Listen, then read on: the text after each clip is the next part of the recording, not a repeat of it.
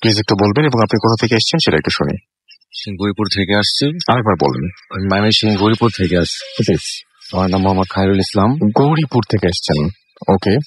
ময়মনসিংহ গৌরীপুর থেকে আসছি, আমার নাম মোহাম্মদ খায়রুল ইসলাম। জি। তো আসলে আমি কোন ঘটনাটা বলবো? আপনি আপনার শুরুর একটা ঘটনা তো আমি বাদ দিয়ে দিয়েছি, পরের ঘটনা বলেন। আচ্ছা, আমার মূল ঘটনাটি হচ্ছে আমি একটা টিম হিসেবে কাজ করি, the king Gouripur horror club. তো আমার টিমের উদ্যোক্তা হলো তুষার আহমেদ রেনি, তাকে খুব মিস করতেছি। আমরা ঘটনায় যাবো। আচ্ছা ঠিক আছে, ঘটনাটা হলো গৌরীপুর, ফুলপুর এবং গৌরীপুর সীমান্তবর্তী এলাকা। এখানে একটা গ্রাম আছে লামাপাড়া ইউনিয়ন। তো আমরা ঘটনা তদন্তের জন্য যখন যাই খবর পেয়ে, তখন জানতে পারি যে ওই এলাকায় একটা পরিত্যক্ত সনাতন ধর্মের একটা পরিত্যক্ত বাসস্থান ছিল, আছে এখনো। তো ওইখানে একটা মাদ্রাসা আছে, মহিলা দাখিল মাদ্রাসা। তো আমরা এখানে খবর পাই এটাই যে এখানে এই পরিত্যক্ত বাসস্থানটি একটা ভয়ঙ্কর আর কি একটা স্থান, এখানে সচরাচর কেউ যেতে পারে না। তো আমরা যদি ইতিহাসটা জানতে চাই তাহলে দেখা যাচ্ছে এরকম, আমরা অনেকের কাছ থেকে যেটা শুনলাম যে ওইখানে আজ থেকে বহু বছর আগে এক জালিম জমিদার বসবাস করতো। তো এই এলাকাটা ছিল সনাতন ধর্ম হিন্দুদের বাসস্থান। তো এখানে কোনো মুসলমান ছিল না। তো কোনো জমিদার, জালিম জমিদার কোনো এক কারণে একটা পরিবারকে এক ঘরে করে দেয়। আচ্ছা। এক ঘরে করে দেওয়ার পরে ওইখানে নিষেধাজ্ঞা জারি করা হয় যে ওই পরিবারটিকে পানি, খাদ্য অথবা অন্য কোনো সাহায্য সহযোগিতা করা হবে না। তো ওই পরিবারটি বাঁচার তাগিদে একটা ইদারা করে এবং আশেপাশে গাছপালা, শাকসবজি খেয়ে কোন রকম জীবন ধারণ করা হয়। তো এক সময় জমিদার খবর পায় যে তার একটা ইদারা করা হয়েছে। তো জমিদার সেই ইদারাটি বন্ধ করে দেয়। তো পিপাসিত অবস্থায় এবং অনাহারে এক সময় তারা মারা যায়। তো হিন্দুদের একটা নিয়ম আছে যে মৃত্যুর পরে তাদের শ্মশানে পুরানো হয়। তো জালিম জমিদার তাদেরকে শ্মশানে পুরানো নিষেধ করা হয়েছিল। তো তাদের লাশ পরিত্যক্ত সেই স্থানটিতেই থাকে। তো ওইখানে আপনার শিয়াল শুকুরে তাদের দেহ ছিন্ন ভিন্ন করে। তো ওইখান থেকেই মনে করেন যে ওই সময় থেকে মানুষের মুখে মুখে ঘটনাটা চলে আসছিল আর কি। তো আমরা যখন যাই তো ঘটনা হলো ওই এলাকা লামাপাড়া ইউনিয়নে কুলসুম এবং ফরিদ নামের এক ছেলে এবং একটা মেয়েকে নিয়ে ঘটনা, মূল ঘটনা যেটা। আচ্ছা। তো আমরা জানতে পারি যে কুলসুম লামাপাড়া দাখিল মাদ্রাসায় পড়ালেখা করে। তো কোনো একদিন সে মাদ্রাসায় যায়, যাওয়ার পরে কৌতূহলবশত মাদ্রাসার পিছনে পরিত্যক্ত সেই সনাতন ধর্মের স্থানটিতে যায় আর কি, বাসস্থানে যায়। এটা ভয়ঙ্কর জঙ্গলে ঘেরা, এখানে সচরাচর কোনো মানুষ যায় না। তো সে সকালবেলা যায়, তারপরে তার কোনো খোঁজ খবর পাওয়া যায় না। তো তার বাবা মা, এলাকাবাসী সবাই তাকে খুব খোঁজাখুঁজি করে।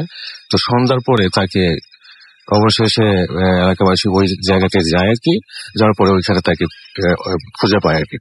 তখন তার অবস্থানটা ছিল এরকম রক্তচক্ষু অবস্থায় এবং বিকৃতি মানসিকতা। সেটি মানসিকভাবে চিল্লাপাল্লা করতেছে যে আমাকে ভাত দে, পানি দে, আমার অনেক খিদা লাগছে, আমি বাঁচতে চাই, এইসব ভাবে চিৎকার চেঁচামেচি করছিল আর কি। তো তারপরে এর কিছুদিন পর ফরিদ নামের ছেলেটি, বয়স তার 7 বছর হবে। তো সে মাদ্রাসার মাঠে ক্রিকেট খেলছিল তার বন্ধুদের সাথে। তো ক্রিকেট বলটি কোন রকম আর কি ওই পরিত্যক্ত বাসস্থানটির উপরে চলে যায়। তো ফরিদ সে যায় সাহস করে বলটি আনার জন্য। তো যখন সে ফিরে আসে রাসেল ভাই, তখন সে একটু শিশু ছিল না, 20-25 জন শক্তি সম্পন্ন একটা মানুষের মতো, দানবের মতো হয়ে গেছিল। এক চিপটে তার ক্রিকেট বলটি ফুটিয়ে দেয় এবং মাদ্রাসার পিলার ছিল, পিলার ফাটিয়ে দেয়, গাছ নিয়ে টানা হেঁচড়া করতে থাকে, পাগলামি করা শুরু করে। তো এলাকাবাসী কোন রকমে তাকে নিয়ন্ত্রণে আনে এবং একজন কামের ফকির এনে তাদের ঝাড়ফুঁক করা হয় এবং শরীর বন্ধ করা হয়। তো তারপরে 3-4 দিন পরে ফরিদ এবং কুলসুমের মা উভয় একই রাত্রে একই সময় স্বপ্ন দেখেছে কিছু কালো ছায়া অবয়ব তাদের স্বপ্নে এসে দেখা যায় যে বলে এরকম যে তোরা যদি তোদের ছেলেদের মঙ্গল চাস, ভালো চাস, তাহলে শেষ নিশীতে 5 কলস পানি, 5 হালি কলা, ডিম আর ফল ফলা দিয়ে শেষ নিশীতে পরিত্যক্ত বাসস্থানের উপর রেখে আসতে। তো পরের দিন তারা পরের দিন রাত্রে দিনের পর রাত্রে তারা সেই কাজটি করে। তো আমরা যখন যাই তো কুলসুমের সাথে দেখা করছি, তো ফরিদের সাথেও দেখা করছি, তাদের রেকর্ডও আমাদের কাছে আছে। তো কিছু ত্রুটি বাদ দিলে তারা সম্পূর্ণ এখন সুস্থ আছে এই ঘটনার পরে, মানে কিছুটা মেন্টালি সমস্যা রয়ে গেছে এখনো। ওকে, তো এটাই ছিল আপনার ঘটনা। থ্যাংক ইউ সো মাচ আপনার ঘটনার জন্য, আপনাকে অনেক ধন্যবাদ, এবং আশা করছি যে আপনাদের কাছেও ঘটনাটা ঠিক একইভাবে ভালো লেগেছে। আমরা চলে যাব আমাদের পরবর্তী ঘটনা। এটা একটা ইমেইল পড়ে ফেলি আমরা, এবং ইমেইলটা পাঠিয়েছেন আমাদেরকে দেশের বাইরে থেকে একজন, এবং আশা করছি আপনাদের এটা ভালো লাগবে। লিখেছেন, রাসেল ভাই, আশা করি ভালো আছেন। আমার নামটা প্লিজ অন এয়ারে বলবেন না। আমি ভূত এফএমের একজন নিয়মিত শ্রোতা। আমি ইন্ডিয়া ওয়েস্ট বেঙ্গলের বারাসাতে থাকি, তাই আমার পক্ষে স্টুডিওতে এসে ঘটনা শেয়ার করা সম্ভব না, তাই লিখে পাঠালাম। আশা করি ভালো লাগবে। ঘটনাটি আমার জীবনেই ঘটে। আমার এই অভিজ্ঞতাটি ছিল খুবই ভয়ঙ্কর। ঘটনাটি 2014 সালের জানুয়ারি মাসের 13 তারিখে আমি এবং আমার 3 জন বন্ধুর সাথে ঘটে। ঘটনাটিতে কিছু বিশেষ কারণে সব নামগুলো ছদ্ম ব্যবহার করছি। তো আমি সরাসরি ঘটনায় চলে যাই। আমরা 4 বন্ধু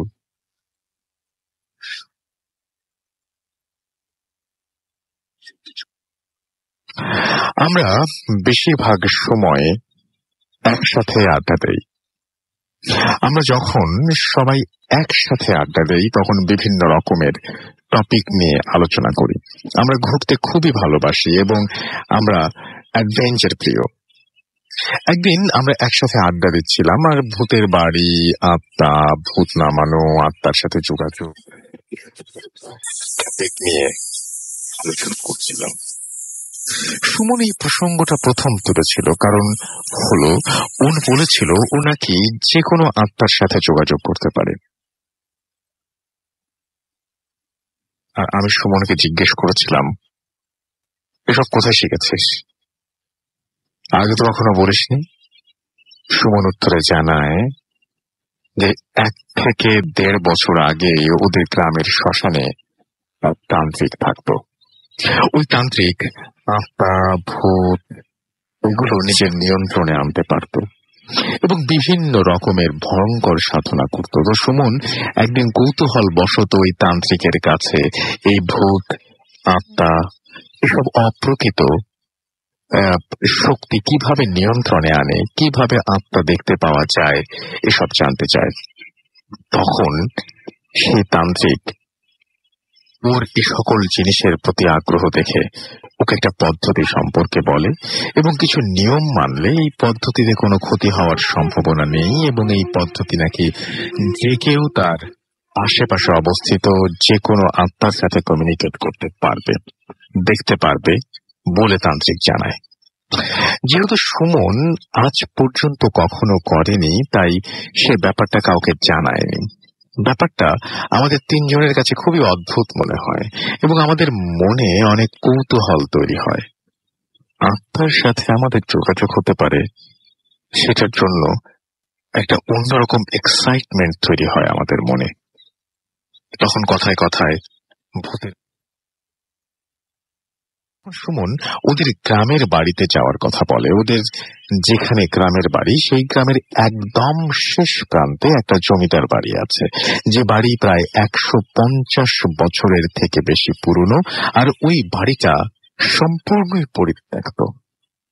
সুমনের কাছে সব কথা শুনে আমরা এক নতুন অ্যাডভেঞ্চারের গন্ধ পাই এবং ওই বাড়িটা যাওয়ার জন্য তখন আমরা সিদ্ধান্ত নিলাম যে সবাই ওই বাড়িতে গিয়ে 1 রাত থাকবো আর সুমনের মাধ্যমে আত্মার সাথে কমিউনিকেট করার চেষ্টা করব।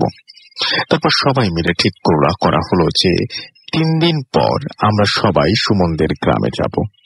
আমরা আগে সুমনদের বাড়ি যাব, তারপর পরের দিন বিকেলে ওই জমিদার বাড়িতে যাব, রাতে থাকবো আর সুমনের সঙ্গে প্ল্যান চ্যাট করব। তো সেই কথা মতো 3 দিন পর সকালে আমরা সবাই স্টেশনে দেখা করলাম এবং সুমনদের গ্রামের বাড়ির উদ্দেশ্যে রওনা হলাম। কিছু কারণে গ্রামের নাম উল্লেখ করছি না। প্রায় 3 ঘন্টা ট্রেন, তারপর 1 ঘন্টা বাসে ও ভ্যানে, তারপর 30 মিনিটের পথ পায়ে হেঁটে আমরা 4 জন বন্ধু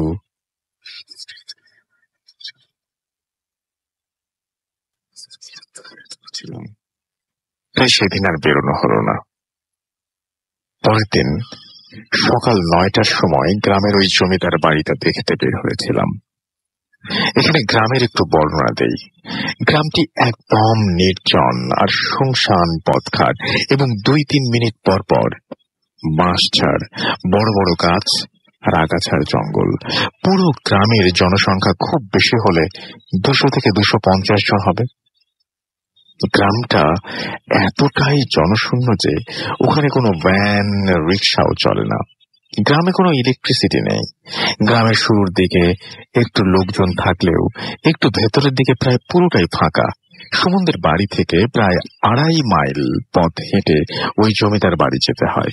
জমিদার বাড়িটা প্রায় ভগ্নস্তূপে পরিণত হয়েছে। জমিদার বাড়িতে এক অদ্ভুত শ্বাসরোধ করা পরিবেশ।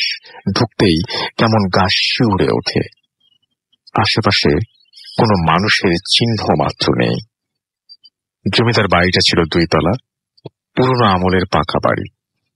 তো ওই দিন আমরা দিনের বেলা ওই জমিদার বাড়িতে যাই, তারপর নিচতলার সামনের একটা ঘর একটু পরিষ্কার করে কিছু কার্বলিক অ্যাসিড ছড়িয়ে দিয়ে আসলাম, যাতে সাপের ভয় না থাকে। বাড়িটার উত্তর পশ্চিম দিকে 200 ফিটের মতো দূরে গ্রামের একটি কবরস্থান আর একটি শ্মশান আছে। তারপর দুপুর 1টার সময় বাড়ি ফিরে ফ্রেশ হয়ে খাওয়া শেষ করে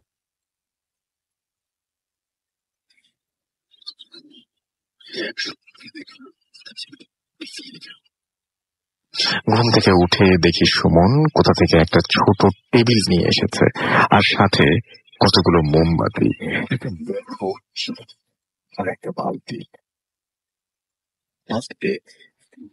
সিঁদুরের কৌটা এবং একটা 1 লিটার তেলের বোতল, কিছু বালি, ধূপ, নারকোলের খোল, একটা খাবার জলের বোতল এবং একটা ফ্লাস্ক কফি ও বিস্কিট নিয়ে এসেছিলাম। সময় কাটানোর জন্য 1 প্যাকেট তাস নিয়ে এসেছিলাম। তারপর আমরা বিকেল 5:30টার মধ্যে সেই বাড়িতে পৌঁছে গেলাম। আমরা সেই ঘরে বড় চসটা পেতে তার উপর বসলাম এবং টেবিলটা আমাদের মাঝখানে রাখলাম। তারপর সুমন ওর কাজ শুরু করলো। ওকে দেখলাম ও ছোট বালতিতে কতটা জল নিয়ে বালি, কিছু পরিমাণ ধূপ, তেল আর সিঁদুর মিশিয়ে সিমেন্টের মতো গুলিয়ে বিড়বিড় করে কি বলে ফু দিতে লাগলো আর ভালোভাবে নাড়তে লাগলো। 10 থেকে 12 বার ফু দিয়ে তারপর আমাদের চারদিকে 2 হাত করে জায়গা রেখে একটা গোল করে গণ্ডি টেনে দিল। তারপর ঘরের চারদিকে 4টে মোমবাতি লাগিয়ে দিল। আমাদের বলে দিল যত যাই হোক ভুল করেও যেন ওই গণ্ডিটার বাইরে আমরা বের না হই, হোক না কেন আর যাই ঘটুক না কেন। ভয়ে মরে গেলেও ওই দাগের মধ্যেই থাকতে হবে। তারপর ও ঘরের চারদিকে 4টা মোমবাতি জ্বালিয়ে আমাদের সাথে এসে বসলো এবং বলল, এখন কার্ড খেলবো। রাত 12টার সময় সবকিছু শুরু করব। ওর কথা মতো আমরা কার্ড খেলতে শুরু করলাম। রাত 9টার দিকে কফি শেষ হয়ে গেল। ভয় তখনও লাগছিল না, কিন্তু রাত 11টার দিকে ভয় পেতে শুরু করল।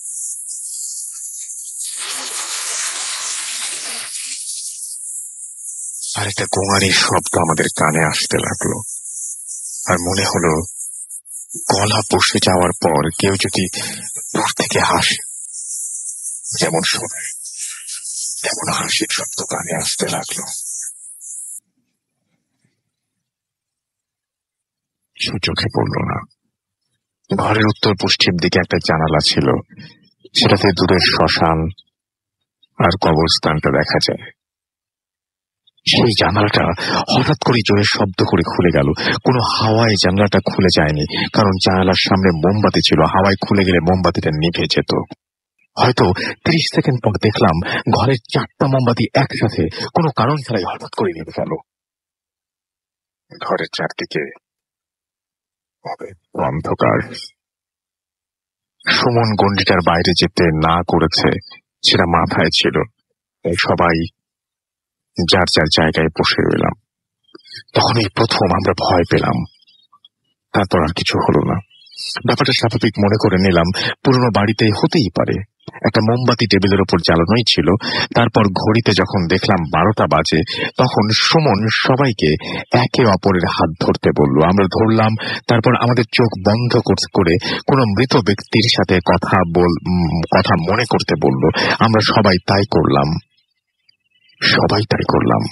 আমি করিনি। আমি প্রথমে দেখলাম সুমন কি যেন বিড়বিড় করে বলছে। আমি তারপর চোখ বন্ধ করলাম। আমি শুধু চোখ বন্ধ করেছিলাম। আমার একটু ভয় ভয় লাগছিল। কত সময় চোখ বন্ধ করেছিলাম জানি না। আমি চোখ খুললাম সুমনের গলা শুনে। আমি শুনতে পেলাম সুমন বলছে, আশেপাশে কেউ আছে, থাকলে দেখা দাও। ওই কথাটা 2-3 বার শুনলাম। তারপর একটা বিশ্রী গলা বসে যাওয়া হাসির শব্দ শুনতে পেলাম। তখন আমি চোখ খুলে আমি একটা মোমবাতির মৃদু আলোয় যা দেখলাম, তাতে আমার মনে হলো আমি হয়তো এখনই দম বন্ধ হয়ে মারা যাব। আমার হার্টবিট বাড়তেই লাগলো। আমি দেখলাম 10-12টা পুরো সাদা শরীর, চুলগুলো বড় বড়, চোখ দিয়ে কেমন চোখগুলো বিভৎস দেখতে, হাতে মুখে বিভৎস গভীর ক্ষত, এবং তা থেকে রক্ত গড়িয়ে পড়ছে। বিভৎস কুৎসিত অবয়ব ঘরের এদিক ওদিক, বুকে আর 2 হাতে ভর করে বেরিয়ে আসছে। হঠাৎ করে ওপরের দিকে তাকিয়ে দেখলাম ফাঁসির দড়িতে ওই একই রকম অবয়ব ঝুলছে, আর আমাদের দিকে তাকিয়ে হাসছে। সে কি বিভৎস হাসি! না দেখলে বিশ্বাস হয় না। আমার গলা শুকিয়ে কাঠ। আমার চোখ যেন ঠিকরে বেরিয়ে আসতে চাইল। শরীরের মধ্য দিয়ে ঠান্ডা বরফের স্রোত বইতে লাগলো। জানুয়ারির শীতেও আমি ঘামে ভিজে গেলাম। আমি চিৎকার দিতে চাইলাম, কিন্তু আমার গলা দিয়ে কোনো শব্দ বেরোলো না। আমি ঘাড় ঘুরিয়ে আমার 3 বন্ধুর দিকে তাকালাম, আর দেখলাম 3 জনই চোখ বন্ধ, আর সুমন বিড়বিড় করে কি যেন সব বলে যাচ্ছে। আমি আস্তে করে ওদেরকে হাতে টান দিয়ে দিলাম। ওরা চোখ খুলে আমার দিকে তাকিয়ে দেখতে গিয়ে ওদের পুরো চেহারা চেঞ্জ হয়ে গেল। ওরাও একই জিনিস দেখতে পেল। হঠাৎ করে হৃদয় আর অর্ণব জোরে চিৎকার দিয়ে উঠল। সুমন ভয়ে আমাকে জড়িয়ে ধরল। তারপর আমরা সবাই দেখলাম, আর মনে হলো অবয়বগুলি যেন ক্ষুধার্ত।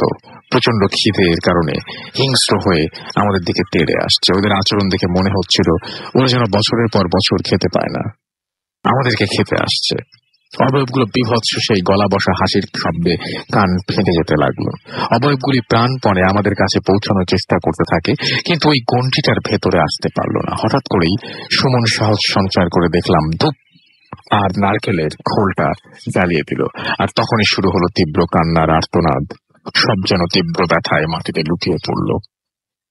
তারপর আমরা 4 জনে সবাইকে জড়িয়ে ধরে সৃষ্টিকর্তার নাম স্মরণ করতে থাকি। হৃদয় আর অর্ণব ভয়ে বমি করে দেয়।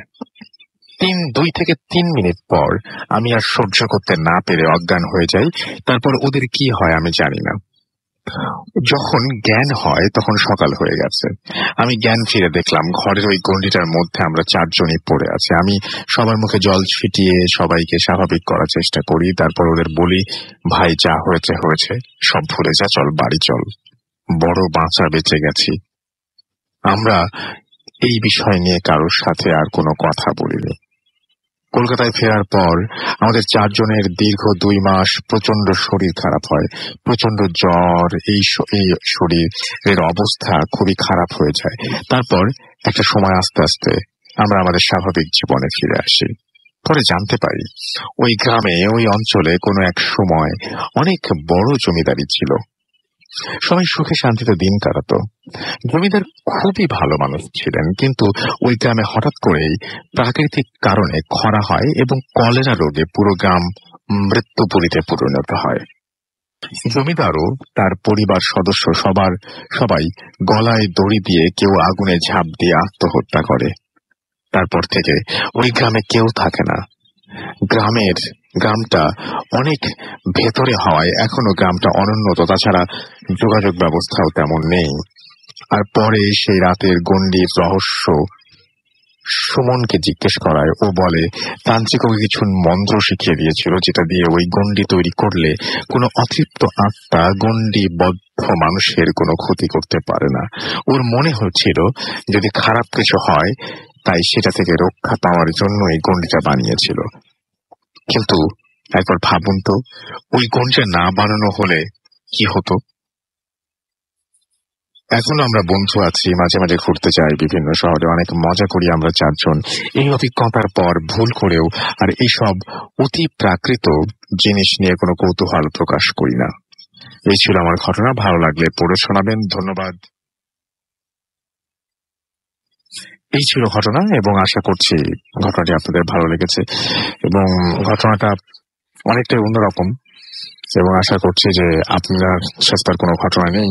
আপনি আপনার অন্য বন্ধুদের বা আশেপাশের মানুষ, আপনি যেহেতু লেখেন খুব চমৎকার, তাদের কাছ থেকে সংগ্রহ করে যদি তাদের ঘটনাগুলো যদি আপনি লিখে পাঠান তাহলে আমরা খুবই খুশি হব। তো আমরা ছোট একটা বিরতিতে যাব, তবে তার আগে আমরা কিছু আপনাদের মেসেজ তো নাই, আমরা আপনাদের কিছু কমেন্ট পড়বো এবং সেই কমেন্ট গুলো আপনারা যেগুলো পাঠিয়েছেন আমাদের ফেসবুকের এবং আপনারা যারা ইনবক্স করেছেন, এই সমস্ত জিনিস নিয়ে আমরা একটু দেখবো যে কি লিখেছেন আপনারা। তো যাই হোক, আমার কাছে আরো একবার জানিয়ে দিই আমাদের যে ফেসবুকের যে অ্যাড্রেসটা www.facebook.com/radio.furti and www.facebook.com/bhutfm.russell। তো bhutfm.russell এ আমি দেখি যে আমাদের এখানে অনেকেই অনেক কিছু পোস্ট করেছেন এবং আজকে আমাদের যে অতিথি, সেই অতিথির ছবি পোস্ট করেছি আমরা এবং তার নিচে আপনারা লিখেছেন অনেকেই, যেমন মুনমুন মিম লাইট অফ করে শুনছেন এবং তিনি এখনো ভয় পাননি, আমাদের এখানে তাই লিখেছেন এবং আমাদেরকে তিনি বলেছেন যে আমার কয়টা স্টোরি আছে সময় করে পাঠাবো, প্লিজ পাঠান। আপনার যদি এখনো ভয় না লাগে তার মানে আপনার স্টোরি তো খুবই মারাত্মক। সো আপনার স্টোরির অপেক্ষায় থাকলাম। আমরা নিচে আপনাকে আমাদের অ্যাড্রেসটা পাঠিয়ে দিচ্ছি। এই অ্যাড্রেসে আপনারা আপনাদের ঘটনাগুলো পাঠিয়ে দিতে পারেন। এছাড়াও পারফেক্ট নিশাত আমাদের, আমি আরেকবার বলেও দিই সবাইকে, bhutfm@radio.fm এই অ্যাড্রেসে আপনারা কিন্তু যে কেউ ঘটনা পাঠাতে পারেন। তো যাই হোক, আপনারা যারা ঘটনা পাঠাতে চান এখানে পাঠাবেন এবং আমাদের পারফেক্ট নিশাত SMS করেছেন এবং তিনি আছেন আই লাভ ভূতফেম, আমি আপনাদেরকে অনেক পছন্দ করি এবং সেই কারণে প্রতি শুক্রবার ফিরে আসে। সুজন দাস আমাদের লিখেছেন, আমাদের এখানে এমডি সৌরভ হাসান শিহাব লিখেছেন আমাদের এখানে এবং তার কাছে ভালো লেগেছে। জহুরুল আমাদের এখানে লিখেছে অনেক সুন্দর লেগেছে।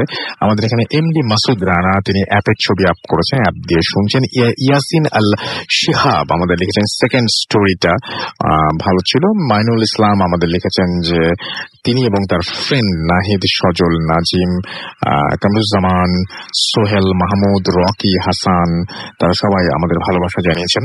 নাসিফ খান আমাদের সাথে আছেন এবং আমাদের সাথে আছেন দেখতে পাচ্ছি বগুড়া থেকে আছেন, তিনি একটা ছবি আপ করেছেন, বাট এটা আমাদের অ্যাপের ছবি না কিন্তু ভাই।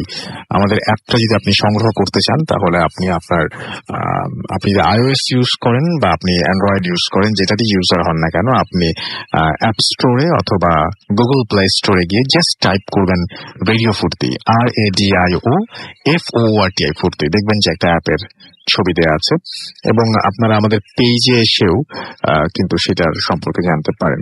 আকিব মাহমুদ আমাদের সিলেট থেকে লিখেছেন, সিলেট থেকে তিনি শুনছেন এবং আজকে অনেক ভালো হবে তাই তিনি লিখেছেন।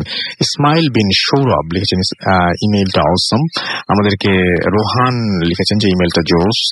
সরওয়ার জাহান ধ্রুব আমাদের লিখেছেন, তিনি আছেন গৌরীপুর থেকে। আমাদের সাথে একজন গৌরীপুরের গেস্ট রয়েছেন এবং আমি তাকে ধন্যবাদ জানাই এত কষ্ট করে এত দূর থেকে যে এসছেন ঢাকায় এবং কতটা কষ্ট করে আসতে হয় সেটা আমরা খুব ভালোভাবে জানি এবং তিনি অনেক দূর থেকে এসেছেন। গৌরীপুর নামটার সঙ্গে এটা আমার একটা ব্যাপার রয়েছে। আমি গৌরীপুর জংশন নামে হুমায়ুন আহমেদ স্যারের একটা বই ছিল সম্ভবত, সেখান থেকে আমার প্রথম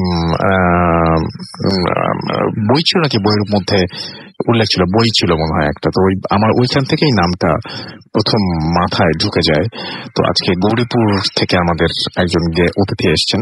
ঢাকা থেকে আমরা অনেকে আসতে চাই না, গৌরীপুর থেকে তো আসা তো বিরাট ব্যাপার আসলে, এবং রাতের বেলায় ঢাকায় স্টে করা, তারপরে আবার ফিরে যাওয়া, মানে পুরো অনেক দিনের অনেক ঝামেলা অনেক করে তারপরে আসতে হয়। থ্যাংক ইউ ভেরি মাচ, আপনি এসছেন আমাদের এখানে। অন্তু আমাদের সাথে আছেন এবং ইমেলের প্রশংসা করেছেন। আমাদের সঙ্গে আছেন সাথী, এছাড়াও আমাদের সাথে দেখতে পাচ্ছেন বদরুল ইসলাম আছেন, এবং সেকেন্ড ঘটনাটা দারুণ হয়েছে তাই লিখেছেন। শাকিল আনোয়ার পরশ আমাদের সঙ্গে আছেন, এবং প্রথম শুনছেন তিনি। প্রেম খান আমাদের সঙ্গে আছেন, তিনি ইমেল করতে চান তাই লিখেছেন। আমি ইমেল অ্যাড্রেসটা জানিয়ে দিয়েছি একটু আগেই। আমাদের সাথে নেইমার খান আছেন সাতক্ষীরা কালীগঞ্জ থেকে, এবং আমাদের সাথে আছেন এমডি আখতার, এবং তিনি মালয়েশিয়া থেকে অ্যাপ দিয়ে শুনছেন। থ্যাংক ইউ ভেরি মাচ আমাদের সঙ্গে থাকার জন্য। আমাদের আশরাফুল ইসলাম কবির আছেন এবং তিনি বলছেন যে খুব ভয় লাগছে। এমডি তানভীর রহমান শিমুল আছেন, অনেক ভালো লাগছে তার কাছে তাই লিখেছেন। এসএইচ আকাশ আছেন আমাদের সঙ্গে, কাউসার আহমেদ আছেন আমাদের সঙ্গে, আকাশ আছেন আমাদের সঙ্গে, এছাড়াও আমাদের সঙ্গে আছেন অয়ন উত্তম রয়, এবং আমাদের সঙ্গে আছেন দেখতে পাচ্ছি এছাড়াও অমিত সরকার, নাইমুল ইসলাম, সালমান মুসাব্বির, সাজিম হোসেন আমাদের সঙ্গে আছেন দেখতে পাচ্ছি, নাজমুল হাসান রাজু আমাদের সঙ্গে আছেন, সারোয়ার জাহান, অর্ক খান সহ আরো অনেকে। তো যাই হোক, আমরা এখন একটা ছোট্ট বিরতি যাবো এবং বিরতির পরে আবারও ফিরে আসবো। সেই পর্যন্ত আশা করছি আপনারা আমাদের সঙ্গে থাকবেন। স্টে টিউনড টু রেডিও ফুর্তি and don't stop the food.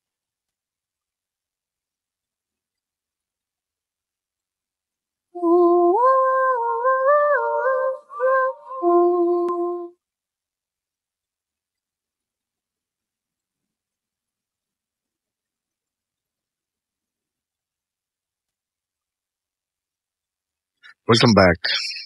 আমরা সরাসরি আবারও আপনাদের জানাচ্ছি আমন্ত্রণ, এবং এই মুহূর্তে আমার সাথে আছে মাসুম এবং আমি রাসেল আছি। নাইট কামস লাইভ উইথ গ্রামীণ ফোন। থ্যাংক ইউ গ্রামীণ ফোন আমাদের সঙ্গে থাকার জন্য এবং এতটা পথ পাড়ি দেওয়ার জন্য, এবং আমরা আপনাদের হাত ধরে আরো সামনের দিকে এগিয়ে যেতে চাই। ঘুরতে সময় রাত 12টা বেজে 32 মিনিট। সবসময়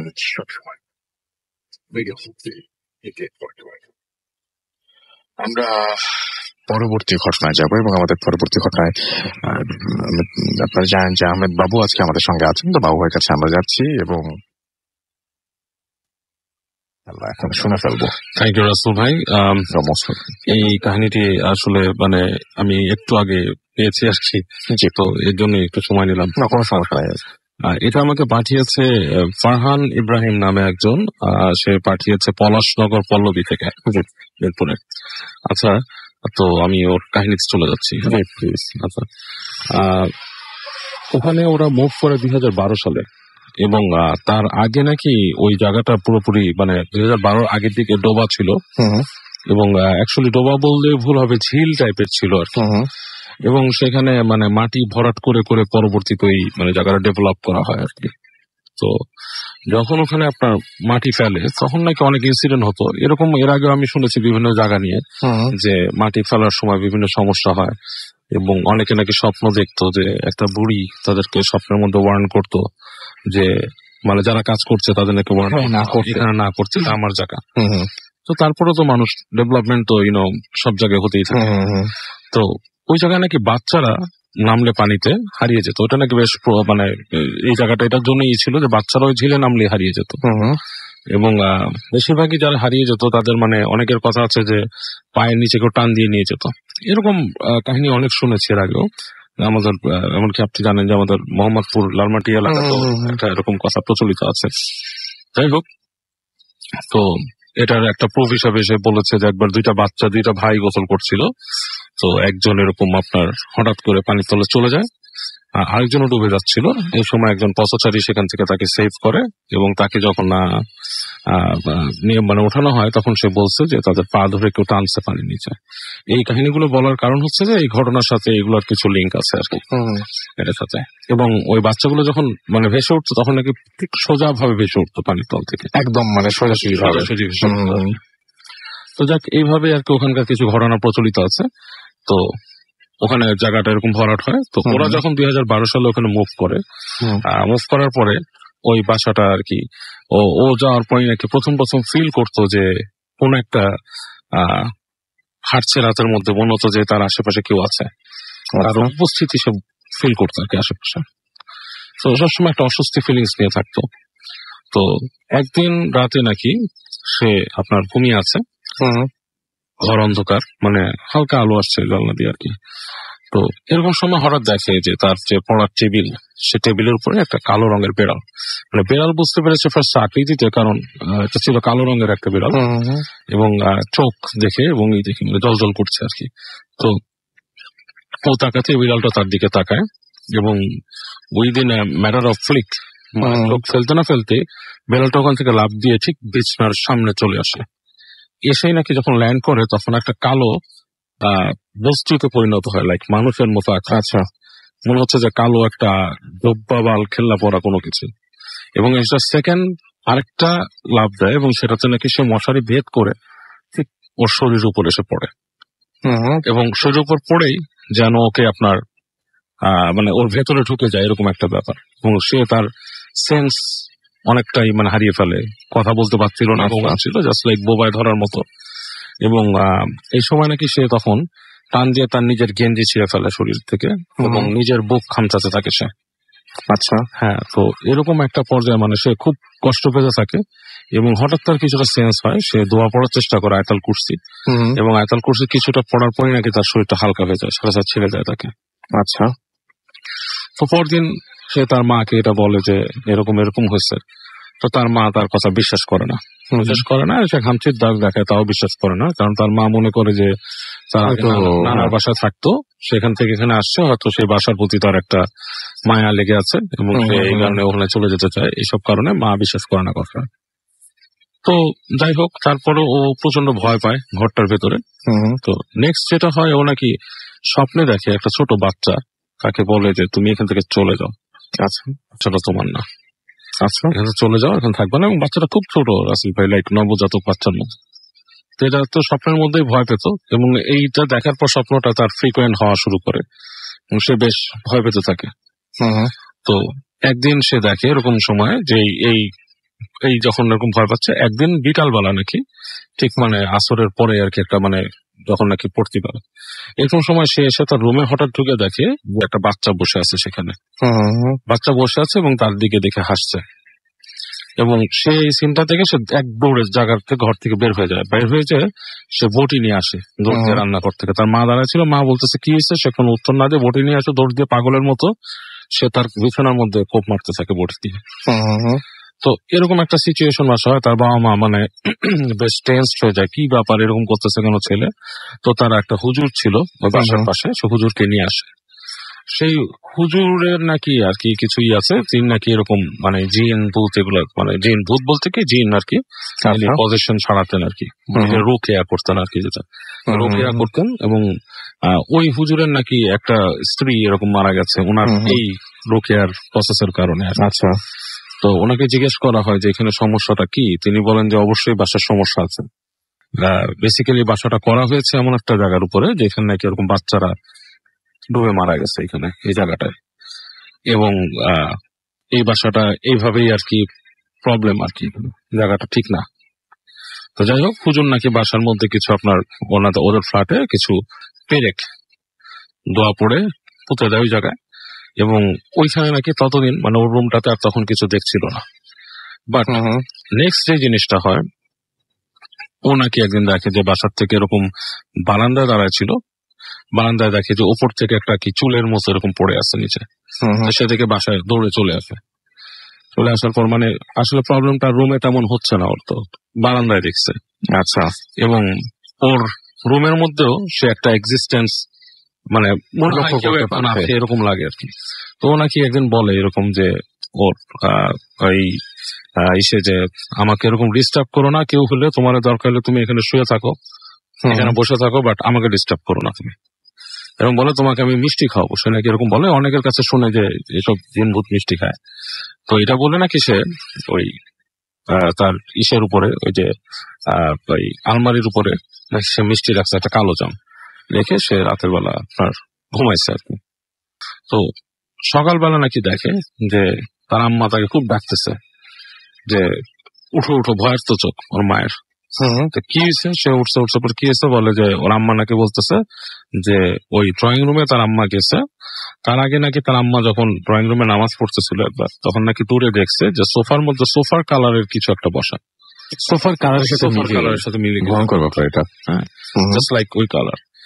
বাট ওই দিন সকালে যেটা হয়েছে, ওর আম্মা রাত্রেবেলা যাচ্ছিল রান্নাঘরের দিকে, ভোরের দিকে যাওয়ার সময় দেখে যে সোফার ওখানে বসা একটা সাদা কাপড় পরা কিছু একটা বসা, চেহারাটা খুবই বিদঘুটে একটা চেহারা। সে নাকি তার মাকে বলতেছে যে মিষ্টি সরাইছিস কেন, এটা দেখে নাকি। এবং মানে উনি তো জানতেন না নিশ্চয়ই মিষ্টির ব্যাপারটা, কিছু জানতেন না, রাইট। তো উনি নাকি এটা শুনে ভয় পেয়ে গেছে হঠাৎ করে এরকম একটা কিছু দেখে, মানে সাদা কাপড়ের মধ্যে কালো চেহারা, বিদঘুটে চেহারা খুবই। তো উনি সাথে সাথে দোয়া পড়ে উঠছে, দোয়া পড়ার সাথে সাথে নাকি ওইটা মানে ভ্যানিশ হয়ে গেছে, মানে রান্নাঘরের দিকে ভ্যানিশ হয়ে গেছে। তো ছেলেকে বলছে, ছেলেও গেছে রান্নাঘরে, ছেলে নাকি তার মাকে জিজ্ঞেস করছে তুমি মিষ্টি সরাইছো কেন, বলে আমি এখানে মিষ্টি রাখছিলাম। হ্যাঁ, তো তুমি সরাইছো নাকি? তার মা নাকি বলছে হ্যাঁ আমি মিষ্টি সরাইছিলাম, এখানে মিষ্টি দেখে একটা প্লেট দেখে সরা রাখছি। ঠিক আছে, তো যাই হোক, তো এরপরে ওই যে দোয়া দুরুদ আরো পড়ার পর ওই বাসায় ওই ফ্ল্যাটে ওরা আর কি তেমন একটা কিছু দেখে নাই। বাট ওই বাড়ির সম্বন্ধে আরো কিছু ঘটনা আমাকে বলছে যে ওই বাড়ির ছাদের উপরে নাকি একজন লোক থাকতো। সে আপনার একদিন দেখে যে গাছের পাশে, তাদের যে উপরে গাছ আছে ছাদের মধ্যে বিভিন্ন গাছ রাখা, তো ওগুলোতে সার দেওয়া হয়, গোবর। তো উনি নাকি একদিন রাতের বেলা উঠছে, উঠে দেখে যে ঠিক গাছের পাশে কি যেন একটা নড়াচড়া করতেছে, সাদা। তো উনি কিউরিয়াস কি নড়তেছে, উনি তাকায় দেখে যে একটা মানুষ মনে হয় সাদা কাপড়, কাজটা মনে করছে কেউ নাকি। তো উনি ডাক দিছে এই কে, তো উনি যখন ডাক দিছে তখন নাকি ফিরে দেখে কি একটা জিনিস এরকম করে হাত দিয়ে গোবর খাচ্ছে এবং চেহারাটা একদম কালো কুচকুচে। তো উনি যখন ডাক দিছে ওনার দিক একবার তাকাই নাকি লাফ দিছে ছাদের উপর থেকে। তো উনি নাকি মানে থতমত খেয়ে উনি পাশে যে উকি দিছে, উকি দিয়ে দেখে যে আপনার ওই কার্নিশের উপরে বসে আছে ওইটা। আচ্ছা, ভয়ের চোটে উনি ভেতরে ঢুকে আসছে আর উনি বাইরে যায়নি। এরপরে নাকি ওই ছাদের লোকটা মাঝে মাঝে দেখতো, এটা উনি দেখছে পরে যে ঠিক আগুনের মতো আর কি, কুণ্ডুলের মতো ছাদের এ পাশ থেকে ও পাশে দৌড়ায় গভীর রাতে যায়। তো উনি তখন বাধ্য হয়ে ওই যে স্পিকারে আর কি ওই কালাম পাক চালাই দিছে। এটা চালাই দেওয়ার পর থেকে উনি ওটা দেখেন, ওটা যখন চালাই দেয়। আর তারপর থেকে সে আপনার ওই হয়ে আর কি আপনার চুপচাপ শুয়ে থাকতো, ওদিকে রুখিয়ে দিত না রাতের বেলা। তো অবশ্যই এই ধরনের জিনিস নাকি এখনো ওইখানে কম বেশি দেখা যায়। তবে যে জায়গাটার কথা সে বলছে রাসেল ভাই, তুমি মানে এখন যেহেতু সে বলছে ওই জায়গার আশপাশ দিয়ে কিন্তু আমি চলাফেরা করছি কয়েকদিন রাসেল ভাই। জায়গাটা আসলেই খুবই মানে হরিবল একটা জায়গা ভরাট করা হয়েছে এবং ওখানে একটা রাস্তা আছে। ওই রাস্তাটাতে যাওয়ার সময় দেখা যায় হাতের ডান দিকে পুরোটাই লাইক ডাম্পিং গ্রাউন্ড, ময়লা ফেলানো পুরোটা রাস্তার, মানে পুরো জায়গাটাই ময়লা ফেলানো। এবং আপনি ইউ কুড লাইক সেন্স যে রাতের বেলা যদি কেউ চলাফেরা করে, আমি মনে হয় না রাতে গভীর রাতে কেউ চলাফেরা করে ওখান দিয়ে, you would see something, obviously you would see something. মানে এই ময়লাটা কি এলাকাবাসী ফেলে নাকি এলাকার ময়লা টাইপের? ইটস লাইক আপনার যেমন আপনি যাত্রাবাড়ির কাছে যেমন ময়লা ফেলা, ঢাকার ময়লা ফেলা, আমার মনে হয় মিরপুরের ময়লাগুলো ওখানে নিয়ে ফেলা হয় সামথিং লাইক দ্যাট। এবং ময়লা উঁচু হয়ে উপচে রাস্তার দিকে চলে আসছে। রাস্তাটা এমনি কাটা, রাস্তাটা ভাঙা চোরা আগেও কেটেছে এর আগে এবং নতুন করে কাটছে, এবং পাশে ময়লার ওই ডিবিগুলো রাসেল ভাই। ইটস লাইক মানে বোঝা যায় যে মানে অ্যাজ পিপল যারা এটার উপর বিশ্বাস করে যে এই ধরনের জিনিসপত্র আছে, তারা অবভিয়াসলি ওই জায়গাটা এড়িয়ে চলবে রাতের বেলা। ওকে, সো এটাই ছিল ঘটনা। আমরা পরবর্তী ঘটনায় আসবো, তার আগে আমি দুটো জিনিস আপনাদের একটু বলি। যে কিছু বলবেন? আচ্ছা, ওকে। আমরা বাবু ভাইয়ের জিনিসটা শুনেন। এই জিনিসটা হচ্ছে যে খুব রিসেন্টলি আমরা আমাদের পেজে একটা ঘটনা আমরা এখানে করেছি। আমি ইউনিভার্সিটি থেকে আসছিলাম, ঠিক ওই সময় বৃষ্টি হচ্ছিল সেদিন খুব। একটা ভিডিও আপলোড করেছি আমি, এবং সেই সময় একজন ড্রাইভার সাহেবের সাথে আমার কথা হয়। এবং বেসিক্যালি আমরা শুনতে পাই তার কাছেই যে তিনি কুমিল্লার একজন ড্রাইভার, এবং তিনি আমাদের জানান যে কুমিল্লা থেকে ক্রমাগত মানুষ একটা গ্রাম থেকে মানে কিরকম জেলেরা যারাই যাচ্ছে মাছ সংগ্রহ করতে তারা হারিয়ে যাচ্ছে, মানে তাদেরকে পরে মৃত অবস্থায় পাওয়া যাচ্ছে, মানে জাল ফেলে চলে আসে, তারপরে সেই জাল যখন সংগ্রহ করতে যায় তখন সেই জাল আনতে গেলে তারা হচ্ছে মানে তিনি যে ঘটনা বললেন তার এলাকার ঘটনা, আমি একটা ঘটনা বলি তাহলে বুঝতে সুবিধা হবে। 24 তারিখে আপলোড করা হয়েছে ভিডিওটা, আপনারা আমাদের পেজে গেলে দেখতে পাবেন তার ইন্টারভিউ সহ। তো ব্যাপারটা এরকম যে তার গ্রামের যে ভদ্রলোক, সেই ভদ্রলোক মাছ ধরতে গেছেন এবং মাছ ধরতে যাওয়ার পরে তারপরে কয়েকজন মিলেই তো যায়, তো নৌকা নিয়ে কয়েকজন মিলেই এরকম মাছ ধরেছেন। তো হাওড়ে প্রচুর মাছ, এখন ওনাদের যে এলাকা, ওই এলাকা হাওড় না বিল, কুমিল্লা, আমি ঠিক জানি না ওটাকে কি বলে। তো ওইখানে প্রচুর মাছ বেশি, কিন্তু কেউ ভয় যাচ্ছে না। তো উনি ফোনে কথা বলছিলেন, তো ফোনে কথা বলার সময় আমি একবার উনি কথা বলে শেষ করার পরে আমি তখন ওনার পারমিশন নিলাম যে আপনি যে কথা বললেন আপনার এই বিষয়ে আমি একটু আপনাকে ভিডিও করতে পারি, তো উনি রাজি হলেন। তো ব্যাপারটা এরকম যে ওনাদের কয়েকজন মিলে এরকম মাছ ধরতে গেছে, হঠাৎ করে যিনি জাল আনতে যাবেন তাকে নাকি কে টেনে নিয়ে চলে যাচ্ছে পানিতে, এবং তিনি কোনোভাবেই নিজেকে আটকাতে পারছেন না। জেলে যারা রেগুলার মাছ ধরেন এটা কিন্তু খুবই অস্বাভাবিক তার জন্য যে টেনে নিয়ে যাবে আর তিনি সেখান থেকে উঠতে পারবেন না, তো তিনি উঠতে পারছিলেন না। তো তাকে বাঁচাতে সঙ্গে সঙ্গে আরেকজন মাঝি, মানে আরেকজন জেলে, তিনিও নৌকা থেকে লাফ দিয়ে তাকে বাঁচানোর চেষ্টা করেন, তাকেও ঠিক একইভাবে টেনে নিয়ে যায়। বাকি দুজন ভয় পেয়ে যান এবং দুজনকে মৃত অবস্থায় পাওয়া যায়, চোখের সামনে তারা মৃত্যুবরণ করে, একদম চোখের সামনে। এরপরে এর আগের দিন অথবা এর পরের দিনও ঠিক এক ঘটনা ঘটে।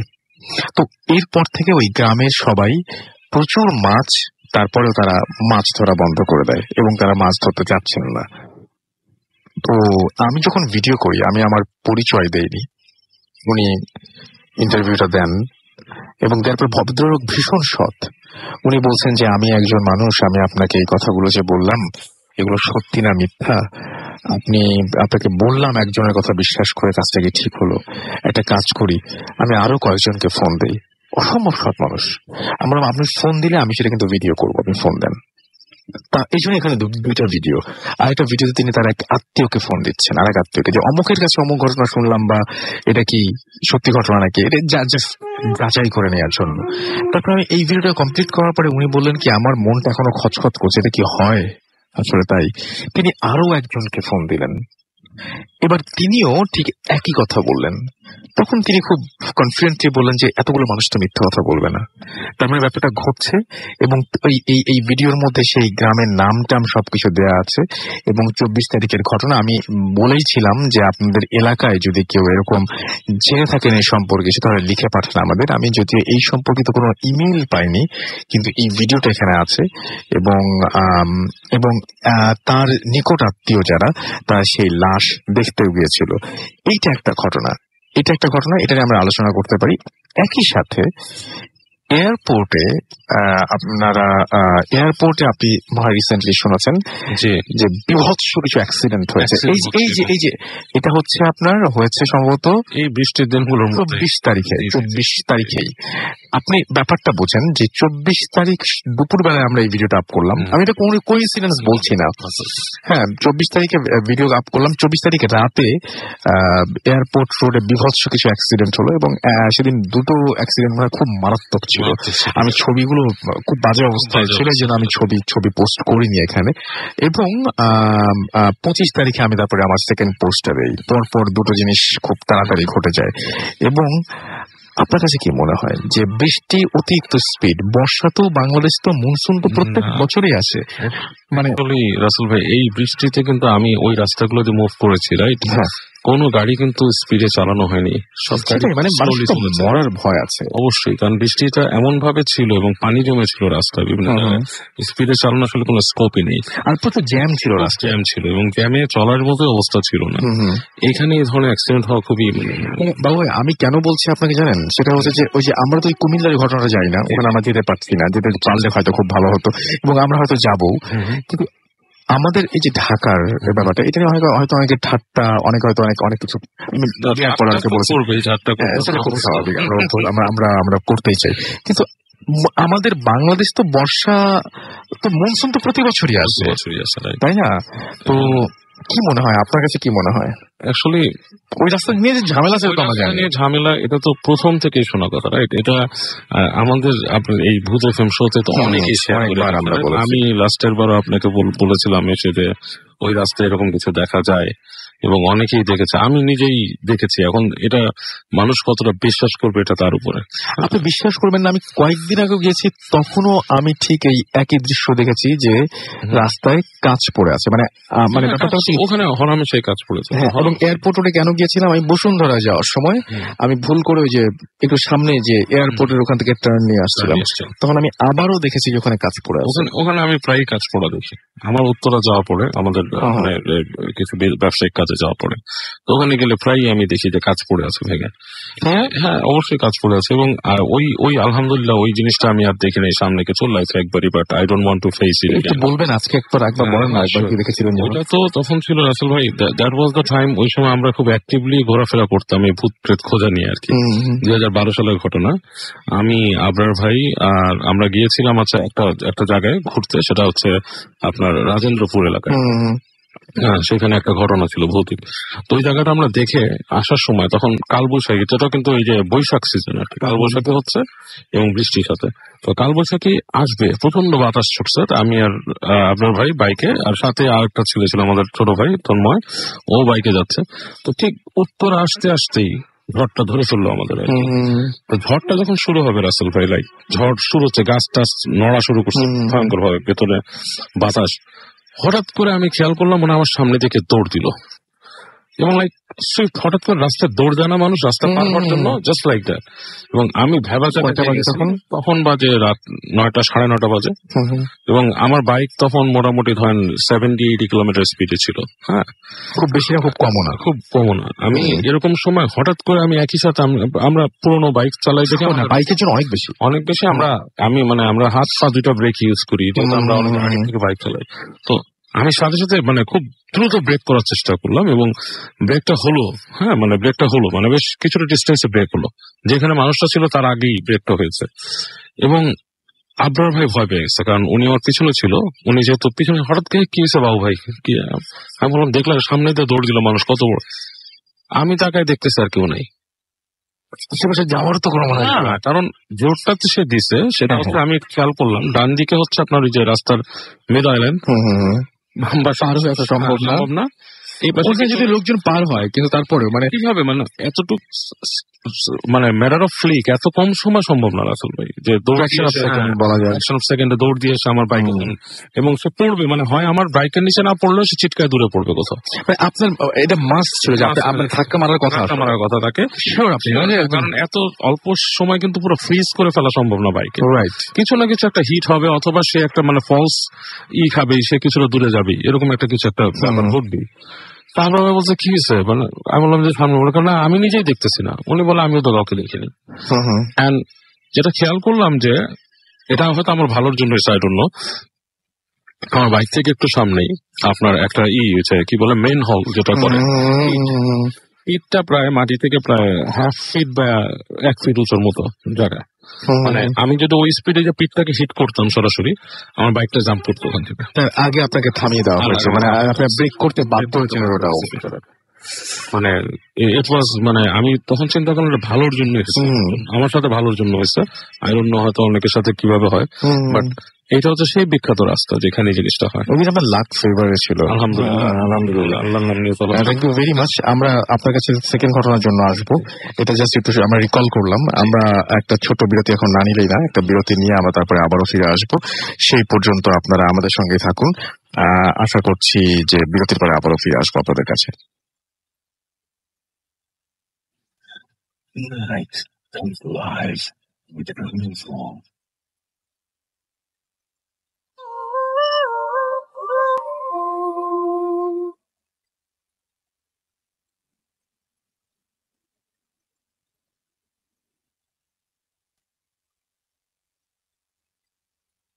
Welcome back.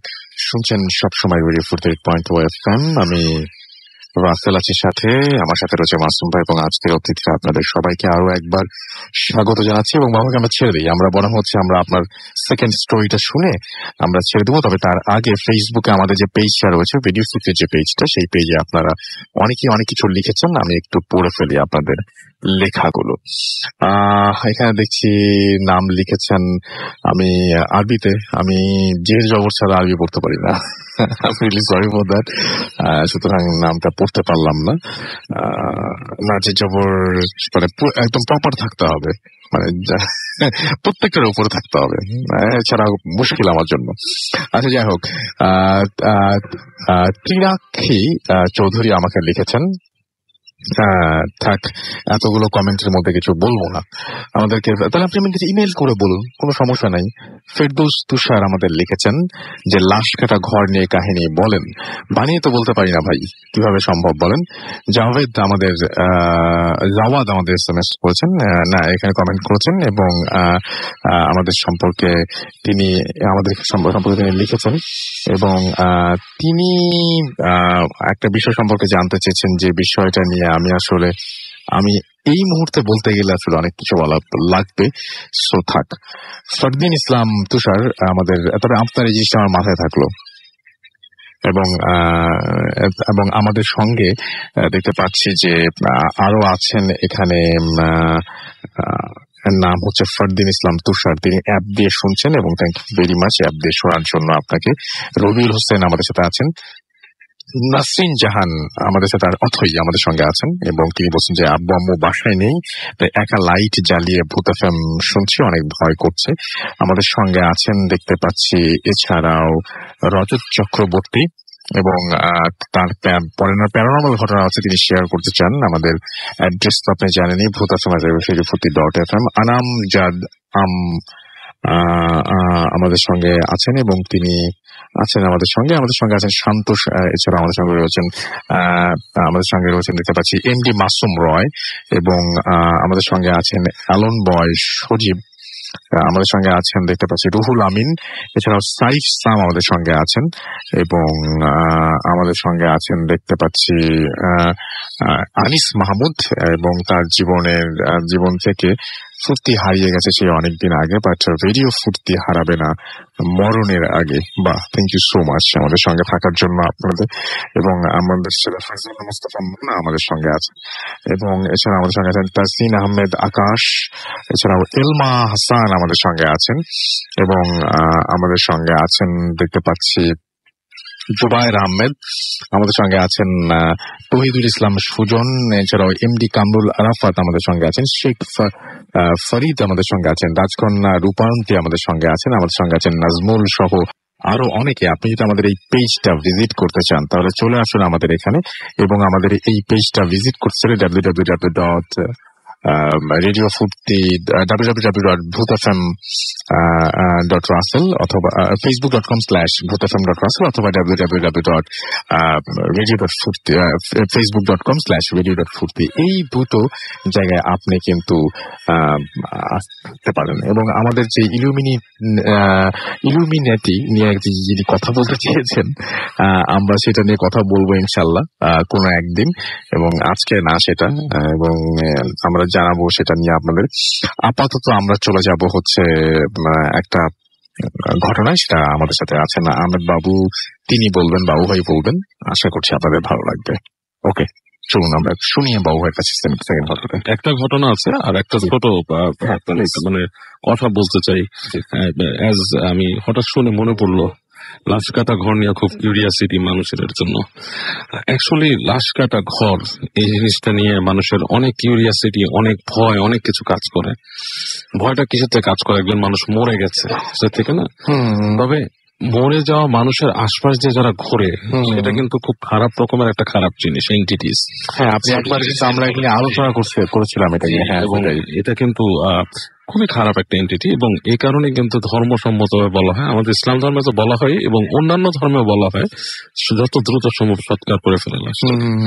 এবং এই ধরনের জিনিস যদি কারো উপরে আসর করে, আপনি হয়তো জানেন রাসেল ভাই, আপনার মনে আছে কিনা, আমরা অনেক ছোট ছিলাম তখন, একজন মানুষ ছিলেন যিনি মানুষের কলিজা খেতেন পুরান ঢাকায়, এবং তার কিন্তু মাথায় সমস্যা ছিল, এবং সে তার জীবনে পড়েছি আমি সেখানে, মানে তার অ্যাবনর্মাল সাইকোলজি জানার জন্য। তো সে বলেছে তাকে একজন ডোমের সন্তান নিয়ে যেত এক সময় লাশ কাটা ঘরে, সেখান থেকেই তাকে প্রথম লাশ খাওয়া শেখানো হয়, এবং সে বিভিন্ন রকমের মানে খুবই ভয়ঙ্কর জিনিস। হ্যানিবল তো হ্যানিবল তো অন্য জিনিস, কাল্পনিক চরিত্র। হ্যাঁ এটা হচ্ছে বাস্তব হ্যানিবলের থেকে প্রচন্ড ভয়ঙ্কর একটা জিনিস। এই লোকটা নাকি পরবর্তীতে সুস্থ হয় তাকে চিকিৎসার পরে, বাট কেউ বিশ্বাস করতো না তাকে, ঠিক আছে, বিশেষ করা যায় না তারপরে। হ্যাঁ সেটাই। তো লাশ কাটা ঘর নিয়ে বেশি আগ্রহ থাকাটা আসলে আমার মনে হয় সমীচীন হবে না। কোন সময় কাকে কোন অ্যাবনর্মাল সাইকোলজি অ্যাটাক করে আই ডোন্ট নো।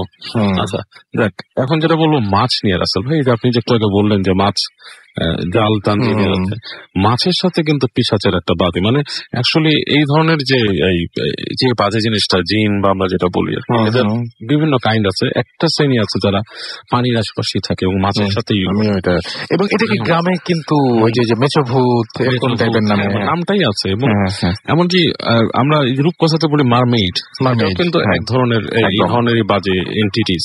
যদিও আমার কাছে পুরো যে ব্যাপারে ফেরি টেল বললেও, বাট এটা যাদের কাছে শুনেছি, এবং আমি কিছু প্রাচীন বইও পড়েছি যে সেখানে লেখা আছে মারমেইডের চেহারা সুন্দর মনে করার কোনো কারণ নেই, মারমেইড দেখতে খুবই কুৎসিত। এরকম পড়েছি আমি, এবং আমি খুব ভয়ঙ্কর বর্ণনাও পড়েছি মারমেইড। হ্যাঁ মানে সেটা অবশ্য যে ইস্ট মানে ওয়েস্টার না, ওয়েস্টে তো জিনিসটাকে অনেক সুন্দর করে মানে এটাকে আসলে মানুষ কালার করে দেয়। যে আপনি যে বললেন যে ওই যাদের কথা বললেন আলোচনা করতে, তারা অনেক কিছু চেঞ্জ করে ফেলে পৃথিবীতে। আচ্ছা যাই হোক, তো ভৌতিক ব্যাপারটা হচ্ছে এই মাছের ব্যাপারটা। আমি খুব ছোট ছিলাম, আমি তখন মানে আমার বয়স তখন হয়তো 6 মাস। আমার শোনা কাহিনী, ছোট মামার কাছে শোনা। আমার ছোট মামা আমার থেকে বয়সে 5-6 বছরের বড়, বেশি বড় না, উনি ছোট ছিলেন।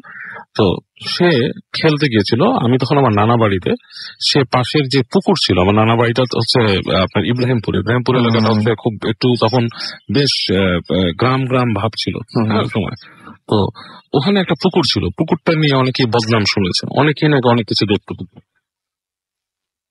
তো একজন আমার ছোট মামাকে বলে যে এই পুকুরের পাড়ে একটা জায়গায় বলে কি আমার একটা সোনার আংটি হারায় গেছে, তুমি খুঁজে দিতে পারবে? তো আমার মামা খুব আগ্রহ নিয়ে এসে, ছোট মানুষ, সে ওই পানিতে খুব মানে সারাদিন লাফালাফি করে আংটি খোঁজার জন্য। তো এটা কি আর পাওয়া যায়? কিছুই পায় না। সে দুপুরের পরে বাসায় আসার পরে আমি তখন আমার মায়ের কোলে ছিলাম, তো উনি আমাকে কোলে নিতে চায়।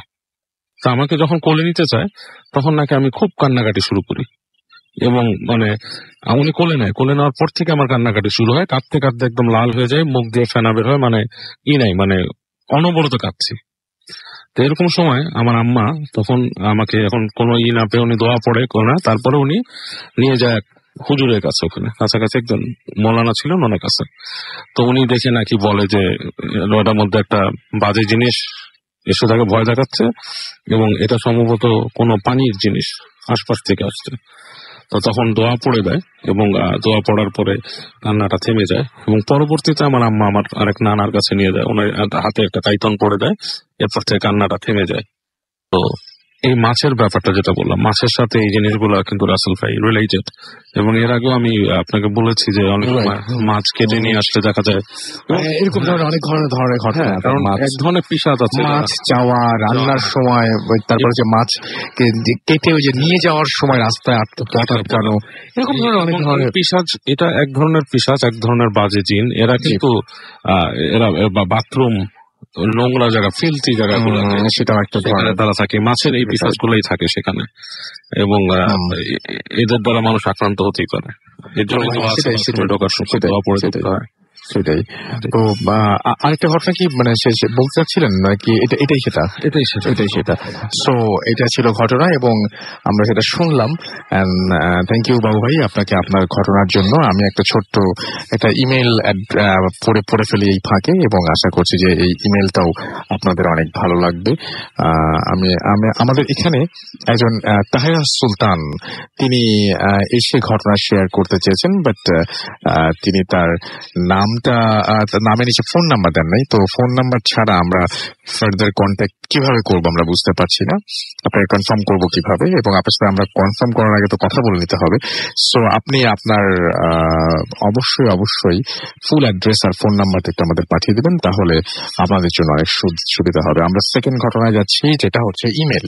আমাদের আজকের সেকেন্ড ইমেল যেভাবে লিখেছেন সেভাবেই পড়ছে। আসসালামু আলাইকুম রাসেল ভাই, আমি জানি আপনি সবসময় ভালোর দলে, তাই আর জিজ্ঞেস করলাম না। আমি রাকিব, আমার বাড়ি নাটোর জেলার বড়াই গ্রাম থানায়, গ্রামের নাম গরফা।